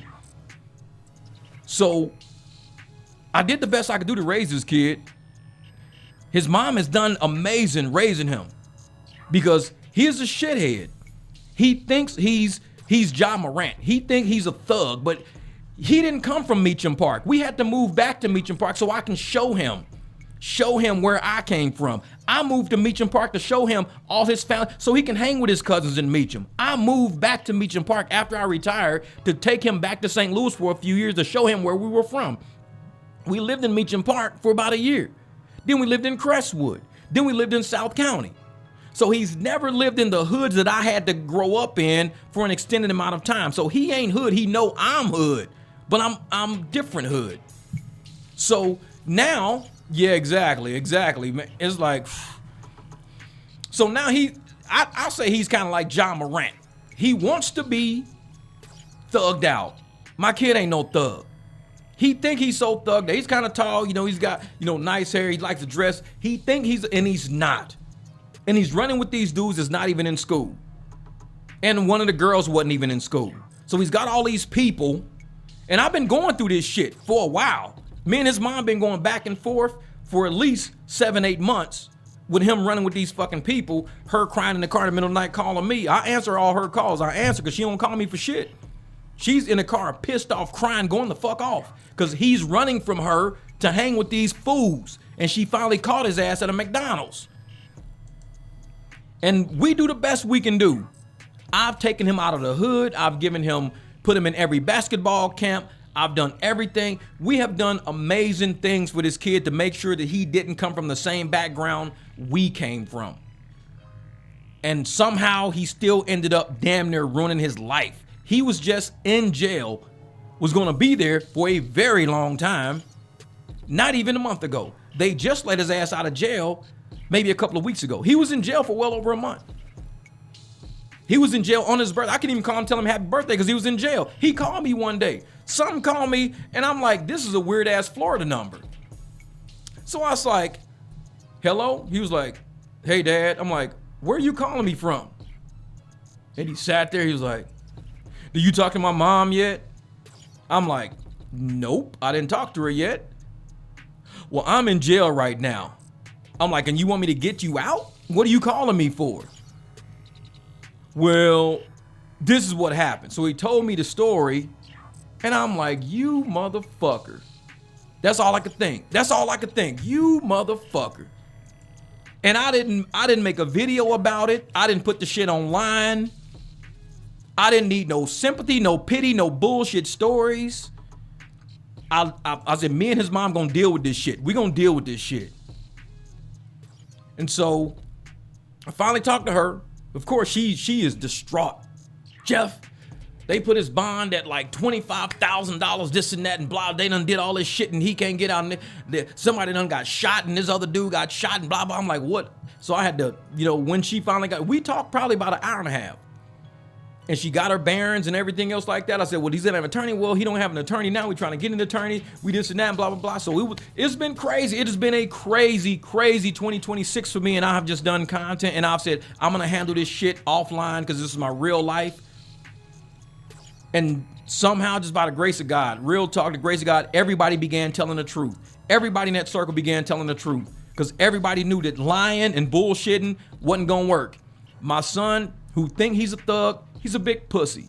He was there. He didn't do shit. He was there. He wanted to be the thugged out one. He's not. So you don't get, and I tell folks, I'm not a fighter. I used to be, man. I'm not a fighter. We don't need that kind of shit. So for him to walk across that stage today and for me to see that shit and him not to be in prison, somebody got shot and everybody began telling the truth. Because if people didn't start telling the truth, he would probably wouldn't get out for another 20, 30 years. And this is a kid that I raised myself. That I was his football coach. Every year this kid did football, I was his coach. When he was under my custody. When he was with his mom, he did football. And I would pay for it and stuff like that when he was in Vegas. But when he was with me in St. Louis and out here in Arizona, I was his coach every year. I was either assistant coach or I was the head coach. Every single year he played football. For basketball, I was never the coach. I was like just the parent there, just taking kids to and from. I was always there. Always there. Whenever he was ripping and running, I brought him with us everywhere. Whenever I had to go pick up other kids from football, like, Will Lee's son, he just got drafted by the Carolina Panthers. I used to have to go pick up Will Lee's son. So when I would go pick him up, my son would be with him because he was around that type of energy. He was always around football energy. All the Kirkwood Cardinals, all the Kirkwood Pioneers. We was always around that energy all the time. And for this kid to call me from a jail in fucking Florida, I'm sitting here like, I did the best I could do. There was nothing else I could do. Absolutely nothing else I could do. I isolated you, built you a fucking gaming PC, kept you away from all the trouble. I was every field trip you went on, I was one of the parents on the field trip, whether it was the zoo or anything else. Football, I did everything I could do. His mom, same way. Gave up a career, did everything she could do to help this kid out. She's back into nursing and everything now. Everything possible. And this is how you repay us. You calling me from jail in Florida right now over an attempted murder charge. This is how you doing me right now. Oh, trust me, I wasn't happy. I've been making content. I wasn't happy. I was really pissed off because at some point I was gonna have to say, this is what happened to my son in 2026, starting in 2025, fucking around with the wrong people, running around with kids that ain't even in high school, him thinking he's cool. At some point, I was gonna have to say it. Today is that day. He walked across the stage today, and it is not easy raising a kid. Trust me. Trust me. If you got a kid who has a job, because he don't even have a job yet. He ain't out the clear yet. He just graduated. That's cool. That's one step. You actually made it out of high school. That's one step. You got a long fucking way to go, dude. Because you still got this shit on your record that has to be expunged off your record. You might have to put these charges, I don't know what you got to do. You got to get a job. You got to get around better fucking people. He's not even in the clear yet. So I'm sitting there like, yeah, Art, yeah. Because Art, man. We had to do the shit that we did to survive. We had to do that shit to survive. We was constantly damn near getting jumped by people from Webster Groves all the time. We was always in the fight. This dude was sheltered from all of that shit and still somehow ended up in jail. So I'm sitting there like, I do the most I can do to tell people, raise your son the best you can do. Raise your kids the best you can do. There's nothing that you can, once they get out of your care, even though he's with his mom, she drives his ass to and from school just to make sure his ass is in school every damn day. She got him in the car every day. She don't let this motherfucker out of her sight. And still, he somehow ended up in jail. Still. So you can't put it on parenting 100% of the time. Sometimes it is just the way the world works. The influence that we surround ourselves with, the trash content, the trash energy from trash ass people. You start putting yourself around that and you become that. How did this kid, like I said, he's like a John Moran. He's a sheltered ass suburb kid, somehow wanting to play like he's a thug. You are not a thug, bro. You are the furthest thing from it. Furthest thing from it. So for him to graduate, I'm like, I'm proud of you. I'm very proud of you that you actually got the grades and got the education, did the homework, and you walked across that stage to at least close that chapter of your life, but you got a long way to go. I told him, I said, no matter what, still start applying to colleges. Because he called me the other day and said he's applying to colleges. I said, apply. If you can walk onto a football field, you're way too good of an athlete, bro. You're way too... I thought I was a good athlete. I was in Sports Illustrated, Runner's World, Track and Field News. I got records all over the fucking place. Records everywhere. All meets I went to, I would set the meet record. I would do it. But he's a much better athlete than that. I don't think I have coached this kid playing football and seen him do some amazing catches, shake people out of their fucking cleats. I've seen this dude do moves on the field that you use joysticks and shit for. I'm like, you're not a normal kid, bro. I'm an athlete, motherfucker. I'm an athlete. I don't know where your brain is when you're on a football field, but you are not the same kid that's in my car. When you get on the football field, you turn to a video game character. I mean, this motherfucker is catching, laying back, fully stretched, catching footballs with one hand. People in the stands be like, whose kid is that? I've heard so many people ask me that at so many football fields. Whose kid is that? Who is that? Who's that? Whose kid is that? Because he does some random shit on the football field. And he was about to sit in prison for the next 15, 20 years on attempted murder, hanging with the wrong people. He's a good kid. He's not a thug. He's smart. He's an athlete. He plays the fucking saxophone. He likes video games. Man, you right, Art, man. We raise our kids to be independent thinkers. Sometimes they choose to think and do the wrong things. Life teaches us all. And he even said, Art, this is funny because he just said, I think I learned a very valuable lesson. Life taught me something very valuable. He said that on the phone to me. He says, I almost threw my life away. I'm applying to colleges right now, Dad. I'm going to do this. I'm going to do that. I'm not going to let you down. Exactly what you just said. Life teaches him. Life taught his ass because I did everything I can do to try to teach him. His mom has done everything she could do to try to teach him. Life taught his ass. It took life to teach his ass. And I hate that he had to go through that. But I appreciate that he went through it. But I hate that he had to go through that. I hate that he had to hang around these badass fucking kids. I hate that. Yeah, it seems like girls always do better. I don't know. There's some girls right now. I saw some content about some girl stabbing her boyfriend and shit. She's in jail for like the next 30, 40 years. She stabbed her boyfriend out of jealousy. Killed him. Killed this dude. I was like, what the fuck? It's crazy. Yeah. And that's the thing, Nia. You don't ruin. They make choices. We just put the plate in front of them. The plate has steak. It's got peas. It's got dessert next to it. It's got some corn. They have to choose off that plate, what do you want to eat? Some people will not mess with that plate. They will go straight to the dessert. Well, that looks good. That looks good. Well, you got to eat something nutritious before you get to the dessert. Some people want to skip all the nutrition and go straight to the dessert. And that's what he was doing. Hanging with these kids, thinking they was the dessert of life. Thinking he can rip around with them. And his mom, she wasn't having it. This lady got a lot to do. She has a lot to do. And she is riding around in the middle of the night in a Chrysler 300, 1 o'clock in the morning. Me and her was on the phone for about an hour. The whole time she's looking for this fucking kid all through Florida, driving everywhere, called his ass.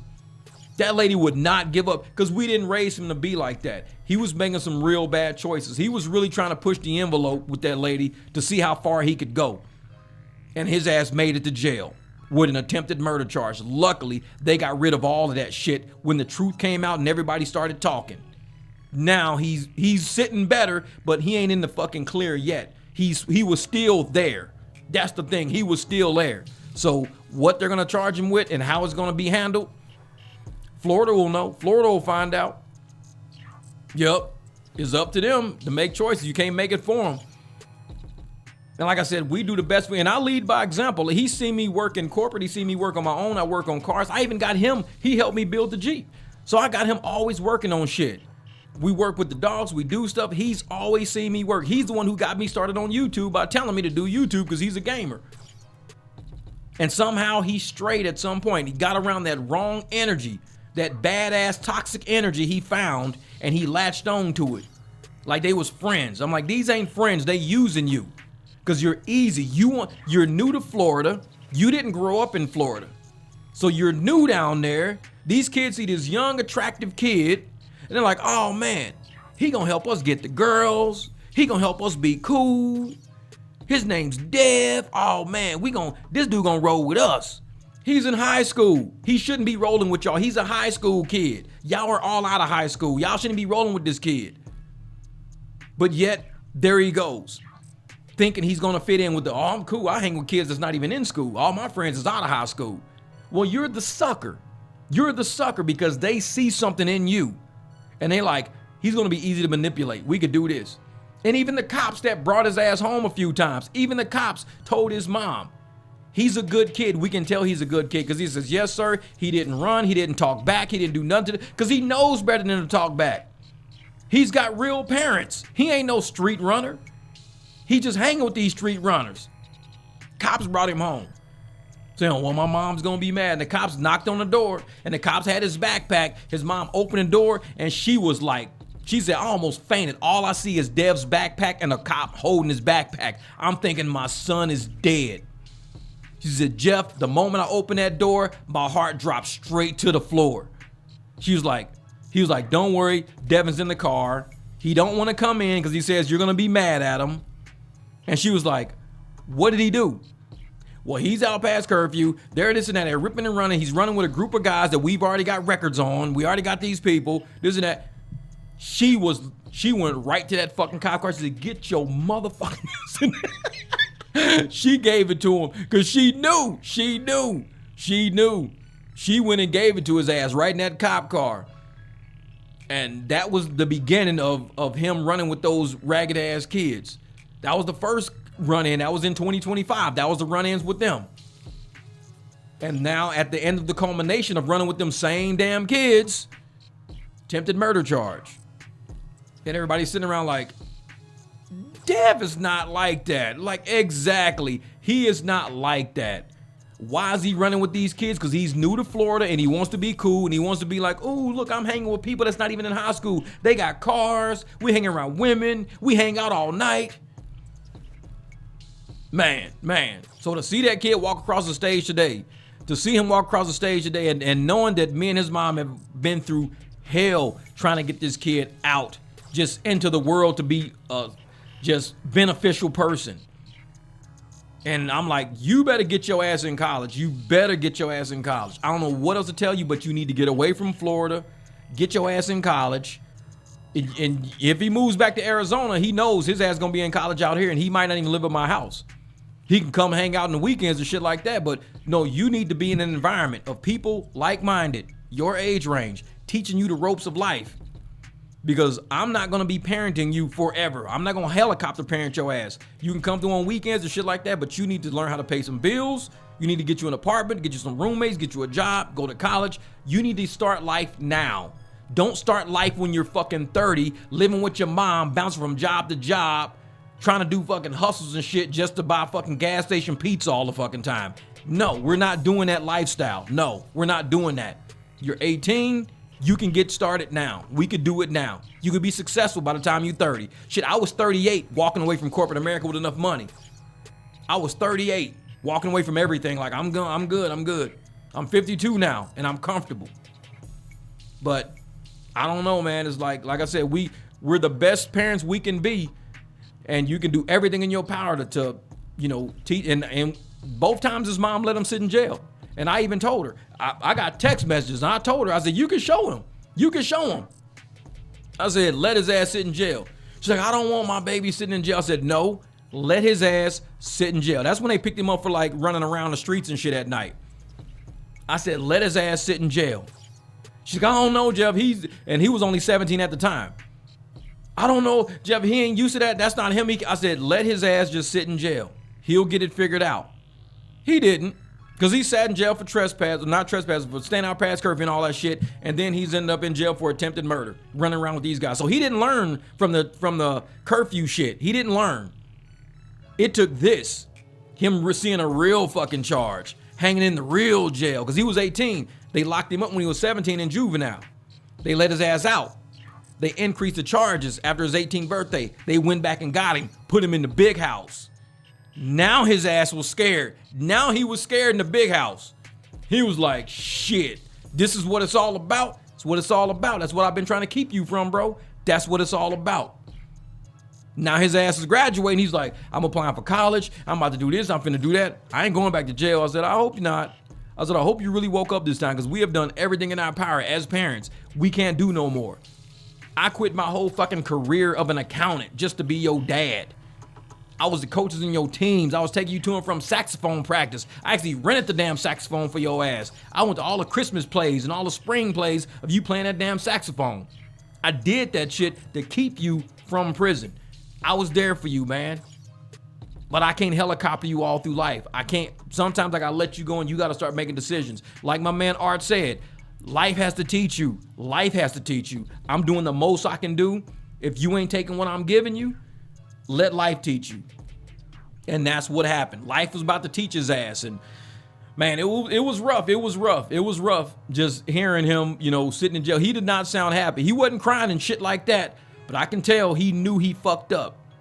It was a shell of a conversation. And he was like, and I know his personality. I know his tonality. I know his conversation. He was scared. He was scared. He knew this was it. If shit don't happen, if evidence don't change, if things don't, you're done. You're done. And he knew it on that phone. And his ass was like, you know, I'm just gonna talk to my mom. And we're gonna see if we can afford an attorney. And I even told his mom. I told his mom on the phone. I saved all this shit. She said, Jeff, we need to get him an attorney. The bail is this much. The attorney said it's gonna cost us this much as a retainer. I said, no, he ain't getting no attorney. I saved all that shit because I need him to see that. I said, he's not getting an attorney. We ain't putting out one dime into his legal defense. Not a penny. He can use public defender. He can speak up for himself when he gets to fucking court. Let it happen. You're not gonna get him an attorney? Nope. Not selling a fucking car, not putting a second mortgage on my house, not getting a dime out of my savings. I'm not giving him a fucking penny. I did the best I could do. Let him sit there. She said, okay. She let him sit there. He called me. He was scared as a motherfucker. The facts started coming out. Things started changing. His position started looking a lot better. The police started realizing what was really real. Charges started getting dropped.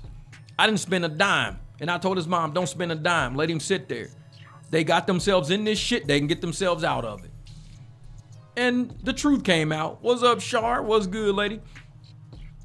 And the truth started coming out. The truth started coming out.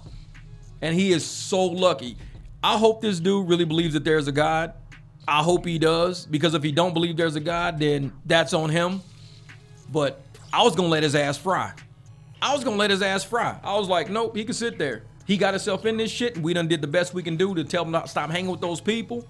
We told him stop fucking with those people. He kept doing it. He can get himself out of it. I let his ass sit there. And his mom was torn. She was like, no, Jeff, we can't just leave him in there. He's a kid. He ain't used to it. This is what he gets. This is what he gets. And I saved all that shit. Nope, this is what he gets. He has to learn. We cannot keep protecting this fucking kid and shielding him from bad and keeping him in these nice ass houses and driving him around in nice ass cars and buying nice clothes and flying him all over this country on our back. And then when he get to jail, we bail him out. Nope. Fucking let him sit there. He put himself there. He's got to get out. We told him stop messing with them kids. You've been chasing this kid around in the middle of the night, driving your car around Florida, chasing his ass, trying to find out where he at. Let him sit there. Life had to teach him. Life had to teach him. Because if I would have bailed him out, somebody would have bailed him out, guess what? He'd be like, oh shit, I can't be touched. Shit, I got parents. I can't be touched. I go to jail, they'll just bail me out. That shit don't matter to me. Oh, I'll be out later. I ain't worried about that shit. I'll be out later. No, you won't. No, you won't. Not on my dime, you won't. You gonna sit your ass right there. You better hope the evidence changes. That's all I can tell you. And the evidence changed. Lucky for him, the evidence changed. Because if he would have shot somebody, his ass would still be in jail right now. He lucky. They all are. Lucky that dude shot himself. Because all the attempted murder dropped. The gunman shot himself. That's how fucking goofy these kids are. A bunch of goofy ass kids. He is so lucky. Because of one of the people he was with would have shot him, he might have been an accessory to a crime. Because he would have known who shot who. He would have been an accessory. But for the victim to actually shoot himself, that's the only thing that's saving these motherfuckers right now. A goofy ass Barney Fife ass, the dudes they running with. And he the dude that shot himself, they used to all hang out. They all used to hang out. And they're all a bunch of goofies. And they are lucky. So I don't know if the dude who shot himself, if he's going to be charged just for firing a weapon or whatever the charge is going to be and this and that. I have no idea. No idea. They're going to let me know what charges are coming out, what the new cases is, but my son's out. I don't know if the other kids are out. Some of them got other charges on them and shit like that. They're not even kids, they're adults because none of them they're all over 18. He's finally 18 now. But yeah, shit's like I said, man, I just been working every day. I work hard every day. I've been building on my house. I've been busting my ass with these dogs, keeping my dogs healthy, keeping myself healthy, making sure I drop anything that I think benefits you guys as far as content goes and shit like that. And I keep all the bullshit away from y'all. Because I know at some point in time, when the time is right, I can let y'all know about what shit is actually coming down the pipe in my life. And I hold it together pretty well, and they know. Like, his mom knows I'm a strong dude. I'm a corporate guy. I've been through a lot of shit. I've been through firing 3,000 people at once. I've been through some crazy shit in my life.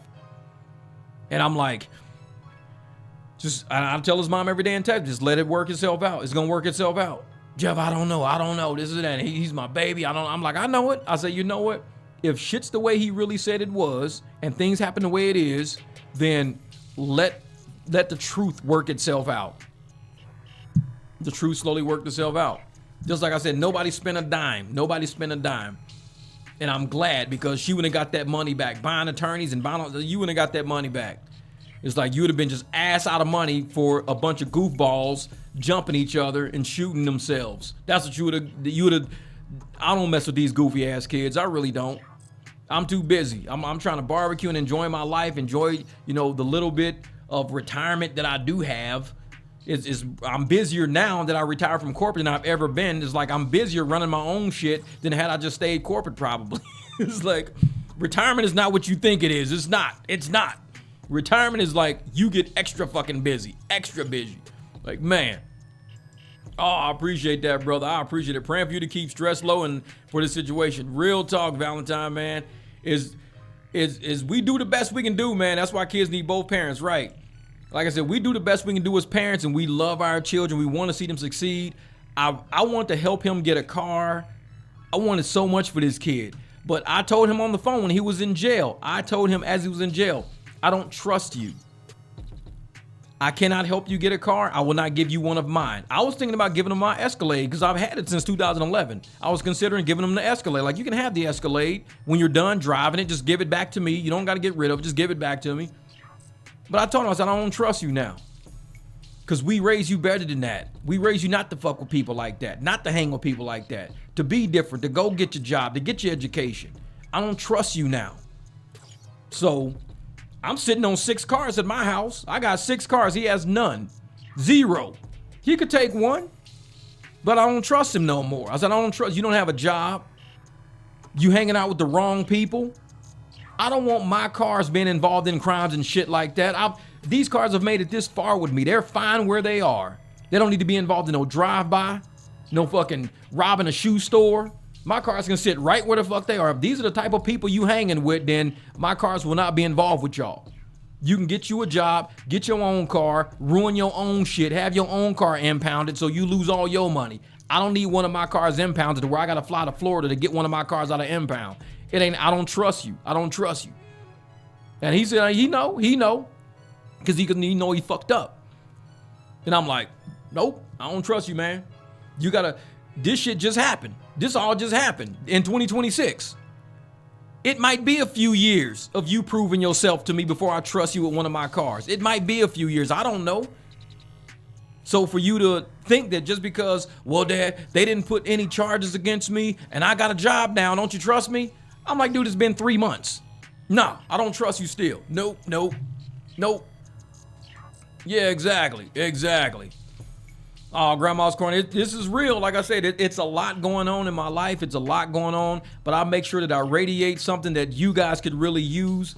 And I think this story actually is as bad as it sounds. It's a story as parents that we could all probably use. It's been some shit I've been going through with this kid sitting in Florida, and I told him, I said, if you down there fucking with your mom, trust me, I'm gonna get on my ass on a plane and come down there. Do not give this lady grief. She was good enough to even allow you to come there. Because like I said, she had him for 6. I had him for the next 8 or 7. She didn't have to take you at 13. You asked her, can I come stay with you? She said, yes, she could have said, no, you're good with your dad. She's got younger children, so no, you're good with your dad. You don't have to come back. She could have said that. But she was gracious enough to allow you to come down there. And this is the shit you pulled with her. See, that's why I tell people, man, is just some of the things that happen to us as parents, we have to let it process before we just let it go. Because, I mean, if I would have told this story a few months ago, the day he called me when he was in jail, I don't know what I would have said. I would have probably been so livid, so just hot inside that this kid is sitting in jail with an attempted murder charge over his head because it had just happened. But the fact that everything processed, everything happened, and he graduated from high school. I saw him on TV. It was like 800 something kids walking across that stage or something today. All these kids walked across the stage and they called his name and I saw him walk across the stage. And I even texted his mom. I said, why ain't he smiling? This motherfucker walked across the stage with a frown. He should have been the happiest motherfucker in there. You was just in jail a couple of weeks ago on attempted murder. And he walked across the stage trying to act all hard and she go. I'm like, I said, this mother, she said, oh yeah. And that's what she said, acting tough. That's what she put on there, acting tough. She texted me back. Because she knew I was watching it on the live. They had the Facebook live stream. So as I'm watching it, the graduation on the live stream, she's actually there. So I'm texting her ass. I'm like, why he want to act like that? So she sent me all the pictures and everything of him and everything, like he graduated. And I was happy. I was like, yeah, that's good. That's good. I'm glad. Oh, that's when she was that. Now he want to act like, now he want to fucking smile in this picture. Oh, let me see something real quick. Yeah, I'm gonna see if I can show it. So that's him right there, graduating right there. I don't know if I can even blow this up. Let's see something. Wait a minute.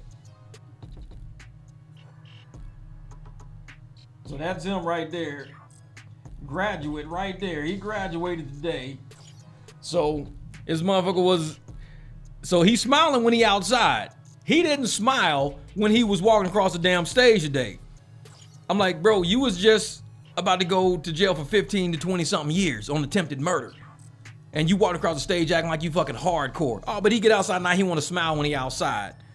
He didn't want to smile with everybody around because he got to put on that facade that, yeah, I'm hardcore, motherfucker. I'm just, you know, whatever. You ain't fucking hard. Let me see. Yeah, she recorded that when he was walking across the stage. Yep. So, yep. His ass, man, he's just, that dude, man, that dude right there, man, he's gonna be the fucking death of me. He's gonna be the death of me. I'm like, man. Hold up for a second. In a few, all right. Yeah, but no, that dude, man, yeah, as a mother, I know you tell like it is. I don't sugarcoat anything. Oh yeah. But like I said, to all them parents out there, I've never really talked shit about parents. I mean, the best you can do is invest your time, your effort, and your energy into your kid. But there is nothing you can do with the actual outcome. There's nothing you can do. You can be the most positive, happy, opportunistic parent on the face of the earth. You can have every parent trophy and still end up with a kid that goes to prison somehow. I don't know how it works out like that. But your kid has to be receptive of what you're saying and not want to push that envelope. But so many kids out there, especially in today's world, they think this shit's a video game. They don't think none of this shit's real. They think it's all a video game. Like, oh, I could just do this and then I'll just reset tomorrow. I'll respawn like I'm in Fortnite. I'll just respawn somewhere else later. Oh, I'll do this and do that. Oh, it'll be fine. I'll just go in there. I'll tell a story. I'll tell them why I did it and this and it'll be fine. I'll tell them why I stole the food. I'll just respawn in a different store somewhere. No, this shit's real. This is real. You're not going to just be able to just insert another quarter and show up at a different part of the screen. This is real life. This is continuous. This shit can follow you wherever you go. You might want to go to college. They say, hey, we heard that you had like an attempted murder charge on you.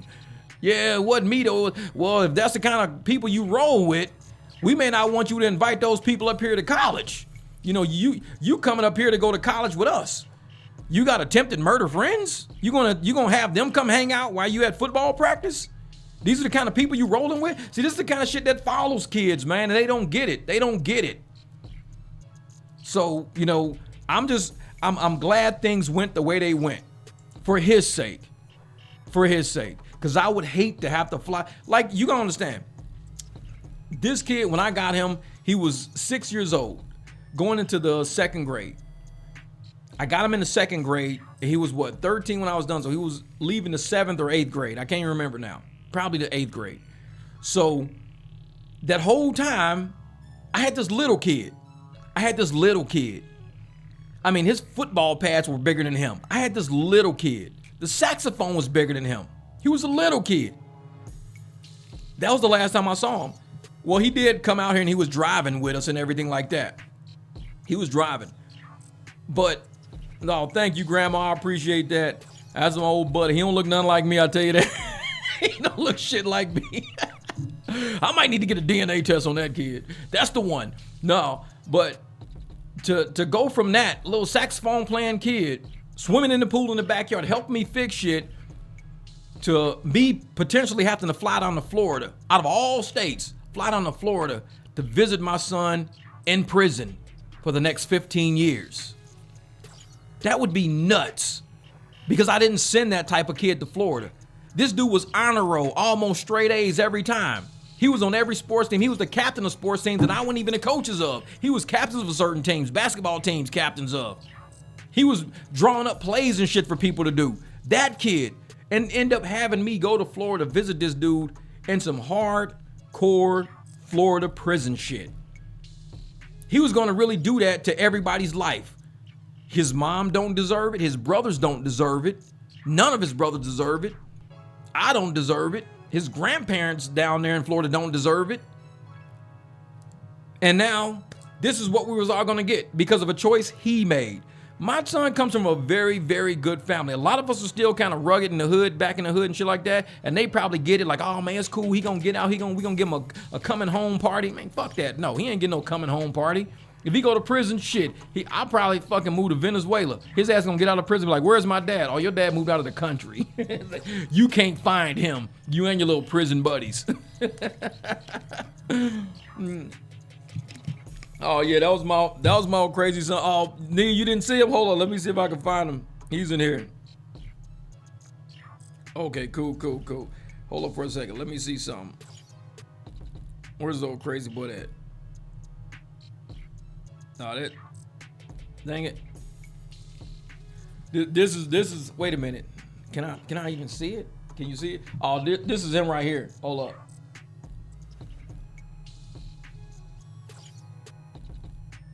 So that's my old crazy kid right there. That dude. So yeah, that dude, he's down in Florida tricking off. Yep, that's it. Guilty by association. Guilt by association. And I'm telling you, man, it's like, parents, I'm telling you, man, we do all we can do to protect our heart, our integrity, our mentality. We try to stay right for our clients, our life, the business that we run and shit like that. But we care about these kids. We love these kids. And as hard up as I am about kids learning trades, and like I said, he's always done shit with me in my garage. Always welded, always cut shit. He's always done everything. For him to end up in a predicament that he's in right now, that clearly shows that even as, like I said, being the best parent you can be, man, there's nothing you can do once that kid is out that door. So just give them like the decision-making ability, the discernment. Give them the discernment to know whether or not you should be ripping and running with these type of people or not. And I'm so glad life taught his ass that in real time.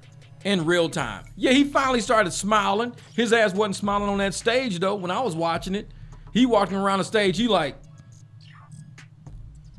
trying to be hard and shit. They was like, Devin Watts. I was like, motherfucker, you ain't hardcore. If you don't get your goofy Fortnite playing ass, be like, hey, I'll do a Fortnite dance or some shit while you up there. That's the shit y'all be doing anyway, you old goofy ass kid. But you want to act all hardcore and shit like, Like, motherfucker, he probably the only kid today that walked across that stage that had a fucking attempted murder charge on his ass just a few weeks ago. And I bet everybody in school knows that because he couldn't go to school. And everybody was like, where the fuck is Devin at? Oh, man, motherfucker, he in jail right now. Attempted murder. What? And they probably saw his ass crossing the stage. They're like, wait a minute. Wasn't he in jail for attempted murder? Yeah. Say that motherfucker, he ain't attempted to murder nobody. He hanging around some goofy ass fucking kids, and one of them goofy ass kids shot himself. That's what really happened. Like, I'm telling you, these motherfuckers are not hard. How do you even shoot yourself? That's how goofy these kids are. The kid shot himself trying to take his gun out and shit. I'm sitting there like, this is why y'all don't need guns. Like, I even took this kid shooting. We shoot guns. We know how to do gun safety. We know shit about that. But y'all a bunch of Fortnite playing ass kids, NBA 2K ass kids, Madden kids. That's what y'all are. My brother, House of Hypocrites. And I'm like, y'all are straight A students with like 1 or 2 B's. Y'all are not thugs, man. Stop trying to act like y'all can do this type of lifestyle because y'all buying these fucking type of jeans and y'all buying these type of shirts and these fake ass chains. And you motherfuckers is a bunch of Barney Fifes. The only reason why you walked across that stage is because you didn't attempt to commit murder. It's because you was a goofball hanging with other goofballs. That's the only reason why your ass walked across that stage. But he want to act hardcore. He want to be like, motherfucker, you ain't hard. Be goofy. Be goofy. Be the goofy you know you are. Stop acting hard. And he's funny. My son, he's got a funny personality, man. Dude will have me crying. He has said some of the funniest shit, like naturally funny. He is naturally funny. Dude is not thugged out at all. And I'm like, I just don't get why these kids want to go that route. In Florida, out of all places, in Florida don't play. Florida does not play. So he's down there doing this nutty shit, and I'm like, bro, you need to figure it out, man. You need to figure it out. Figure your life out.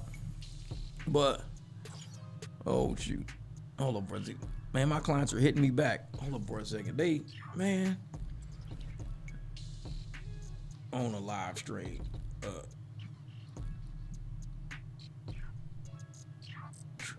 Yeah, all my clients are hitting me up today. Well, I do got to go pick up clients at the airport at like 7, so I need to get out here and clean this damn truck up. But yeah, I'm glad you guys sat with me through that earlier video or whatever, just to see. Yeah, they don't want to seem weak. That's what it is, man. And that's the thing, House of Hypocrites. We live in an area where you don't even have to be tough. Where we live is like old Mexican, like gang territory, and all the Mexican gangs are gone now. They all retired. Like, you see them all with tats up their neck. They all drive around classic ass 6'4" Impalas now. The old 57, like the sidestep Ford trucks. All the gang members are done. They all got grandkids and shit now. Nobody even comes on this part of town because it's old gang territory and everybody's just done. Like, there was a big ass truce done or something. I don't know. But nobody does gang shit over here. Nobody does it. I can walk my dogs any time of the day and night, this and that. Nobody's messing with nobody over here. Nobody. Because that's not where we are no more. If I went back to my old neighborhoods in St. Louis and shit like that, a little bit, you got the young, the YNs out there trying to do shit like that. But I put my son in this area, in this neighborhood, for a reason. Everybody here own businesses, companies, HVACs, this and that. A lot of them, and I tell people, this is how you know a lot of people in my neighborhood, whether legal or illegal, are not troublemakers. You never see police over here. There's never police in my neighborhood. If police come through my neighborhood, they must have just made a wrong turn. That's how it, and people look as they do, but you live like in the hood. But it's the good hood, because a lot of these people over here are illegal. The last thing they want is police over here. The very last thing they want. So if you live around illegal people, it's almost like it's easy, because ain't nobody getting in trouble because nobody want the police over here. I mean, I would say, I can probably say 40 to 50% in this neighborhood probably don't even speak a lick of English. Not a lick. My next door neighbors don't, but we make shit work, because I know a little bit of Spanish, they know a little bit of English, we make shit work. So they ain't trying to attract no attention. So I'm sitting there like, I love living here. They throw big ass quinceañeras, parties, mariachi bands, all that shit happening. We got the food trucks, everything. Everybody, it's like you living in Mexico. Everybody speaking Spanish everywhere we go. I took one of my clients to one of the conocerias the other day to go get some food. Everybody in there spoke Spanish except the girl at the cash register, and luckily she could help us out a little bit. But ain't nobody over here trying to get in trouble. You don't see no crime over here. All gangsters over here with no crime. Everybody tatted up, tats down the sleeve, everybody choloed the fuck up, but it ain't nobody having problems over here. I was like, wait a minute. So are you available to pick me up from Sedona at 7 p.m. or later? Wait a minute. What? Oh, let me see though. Wait a minute, hold up. Them land in that sky. Man, let's see. I can't later. Let's see something. We'll see what we do. Man, I probably got to go back to Sedona tonight. Man, shit. And I didn't even plan on going to Sedona tonight, but it's like a grand. It's a good run. It'll be about 3 hours of my night driving up there and driving back about 3 hours, but I get about a grand. I don't know. I'll figure it out. I got to go pick up my other client from the airport. I didn't want to drive out of town today, but fuck, shit. Yeah, but like I said, man, about my neighborhood, it's like that, man. It's one of those places where people don't want to get in trouble. They don't want no attention over here whatsoever. I've been living here for 7 years. Well, I moved here, 2019? Yeah, 7 years. And I maybe seen 3 police SUVs in my neighborhood in 7 years. Never seen a police car. None of that. Nobody over here wants problems. We don't want drama over here. If you see a cop over here, it's like, what the fuck you do, miss your turn? And I live in a pretty busy neighborhood. And I'm sitting there like, man, yeah, exactly, man. Okay, cool, so I do gotta go. I gotta go. He says, are you available to pick me up from Sedona at 7 p.m. or later? I said, I have a client at 7 p.m. landing in the sky, but I can later. Great. Yeah, later. Shit. See, and D5, this is what I mean, man. If I had so many clients sitting, I would have to actually have somebody help me out and drive up to Sedona to pick up my client for me and go get it. Say, hey, you want to make $1,000? Go get my client for me. Drive up there, get him, and come back. It's like, shit, you get $1,000. Cause luckily, I only got one client tonight landing at 7. So once I pick him up at 7, and it's funny because I got to go up to 17 anyways, I'll just keep going. So I got to gas up and just keep going north, and I'll drop him off. I'll go pick him up in Sedona and turn around and come back. But it's like, man. But this is why I got a team around me, D, man. This is why I got a team, Darius, because there's going to be days and times when people hit me up at the last minute like this. This is a 3-hour run. Luckily, I don't have no other clients after my 7 p.m. client, because if I had a 7 and I had people take to dinner and back from dinner and out like I normally have, somebody would have to go get this grand. Somebody would have to go, because I wouldn't turn down my clients that I've already booked with. Even if people were like, well, shit, Jeff, you only making $300 with the people here in town. But certain people, I only do them. I'd give up the $1,000 to make my $300 with my certain clients, because my $300 clients, those are like the people who they're older, they're retired, they're like 90, and they trust me. And we share a lot of time together. I'd rather take that $300 than the $1,000. Because the $1,000, I could always make that another day. I could figure it out another day. I tell people, I try to make about $400 a day. That's it. Try to make $400 a day. And I get these big runs all the time, man. It's like, this truck stay running. That's why I'm working with the shippers to get my other vehicle to get here, man. If my other vehicle hurry up and get here, shit, I can get this truck a break, because I've been running the shit out of this truck. This bro got an all brick wall in his backyard. That's a nice neighborhood. Man, I'm telling you. You got to, man. You got to. Shoot. Brick walls keep the sound in, so the kids be playing all over the neighborhood. The sound just bounce around everywhere. But yeah, man. Yeah, join the Patreon. Thank you guys for supporting the content. Join the Patreon. I'm always going to try to bring out a truth and bring out a real. Hold up. The camera just disappeared. Oh, shit. What happened? What happened? All right. I can see that camera up there disappeared, so this is what we're going to do. We're gonna move this one down here like this. I'm going to do like this.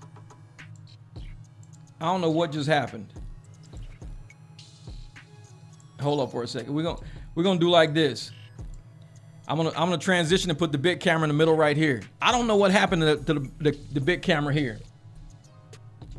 There, I'll turn that one off right now. Oh, grandma's I'm always I tell people, you know, I do a lot of business, but I don't mind sharing money with people, because to me, is if my clients are taken care of with people that appreciate them and respect them, then that means I'm extending myself through somebody else. It's like I'm replicating myself. And I don't mind, you know, people help me with my clients and getting paid from that. And I typically grab somebody who I already know. Like, I don't take too many new, like somebody like Darius, I would use him because I've been knowing Darius for years. I met him here on the channel. He's always supported the channel, always been around. I met up with him one night when he bought a shirt. I went and met up with him. He's somebody who I would be like, I can extend my client base to you, because I don't just extend my clients to random people, because I want my clients to trust me. So I'm like, man, yeah, I don't know what happened. My camera dropped or whatever. Like, whatever. The camera's like, Jeff, it's time to go, man. We got to go clean the truck. But no, I appreciate you guys for coming through the barbecue today, man. I appreciate that. We had a good time today. We had a real good time today. So I appreciate y'all. Wait a minute. Let me move this over here real quick. I'm gonna move this too while I'm at it. Moving all this shit around. Yeah. But no, I appreciate you guys and I respect that. Man, thank you guys for supporting the content. Like I said, you guys super chatted me today. Thank you so much. See, this is the camera that changes colors and shit like that. This is not my big Nikon. This is the dumb camera. I don't like this one. This is the dumb cam, the dummy cam. But I appreciate you guys, man. We're gonna get into this in a second. Let me see. Yeah, there we go. We just turn a little light up a little bit. But I'll have to drop another live stream. This one I'm gonna clip it up because there was a lot in this live stream. So I ended up clipping it up. In the beginning of the live stream, that was the part where you know, that YouTube was making changes right now to the content. I had to clip that from the personal stuff that we talked about afterwards. That's a whole nother topic, a whole nother story. But do the best you can do, man. Look out for your kids out there. Look out for yourself, man. In the meantime, you know, sorry about the camera dropping, the big cam. I guess it probably overheated. No, I don't know. Let me see if it's even running. Yeah, it's still going good. All right, let me click that off. It's still going good. I don't know what the deal is, why it just turned off like that. But man, keep teaching them, keeping it real. Hey, we'll do some more live streams. Like I said, I might not be doing too many more videos. I'll do as many as I can, but I love to doing the live streams. So we'll end up getting back into more stuff here sooner or later. Let me move this like this. There we go. And in the meantime, I'm gonna end this live stream. I'm chatting with you guys over here. But I appreciate you guys for sticking around watching it. Welcome to the barbecue. As always, we'll do this again. You're gonna see a clip of this whole live stream probably tomorrow, the next day when I got time. But I gotta run out here, clean this truck, shower up. I got a 3-hour drive ahead of me, y'all. 3-hour drive ahead of me. Here we go. Let's do it. All right, let's go.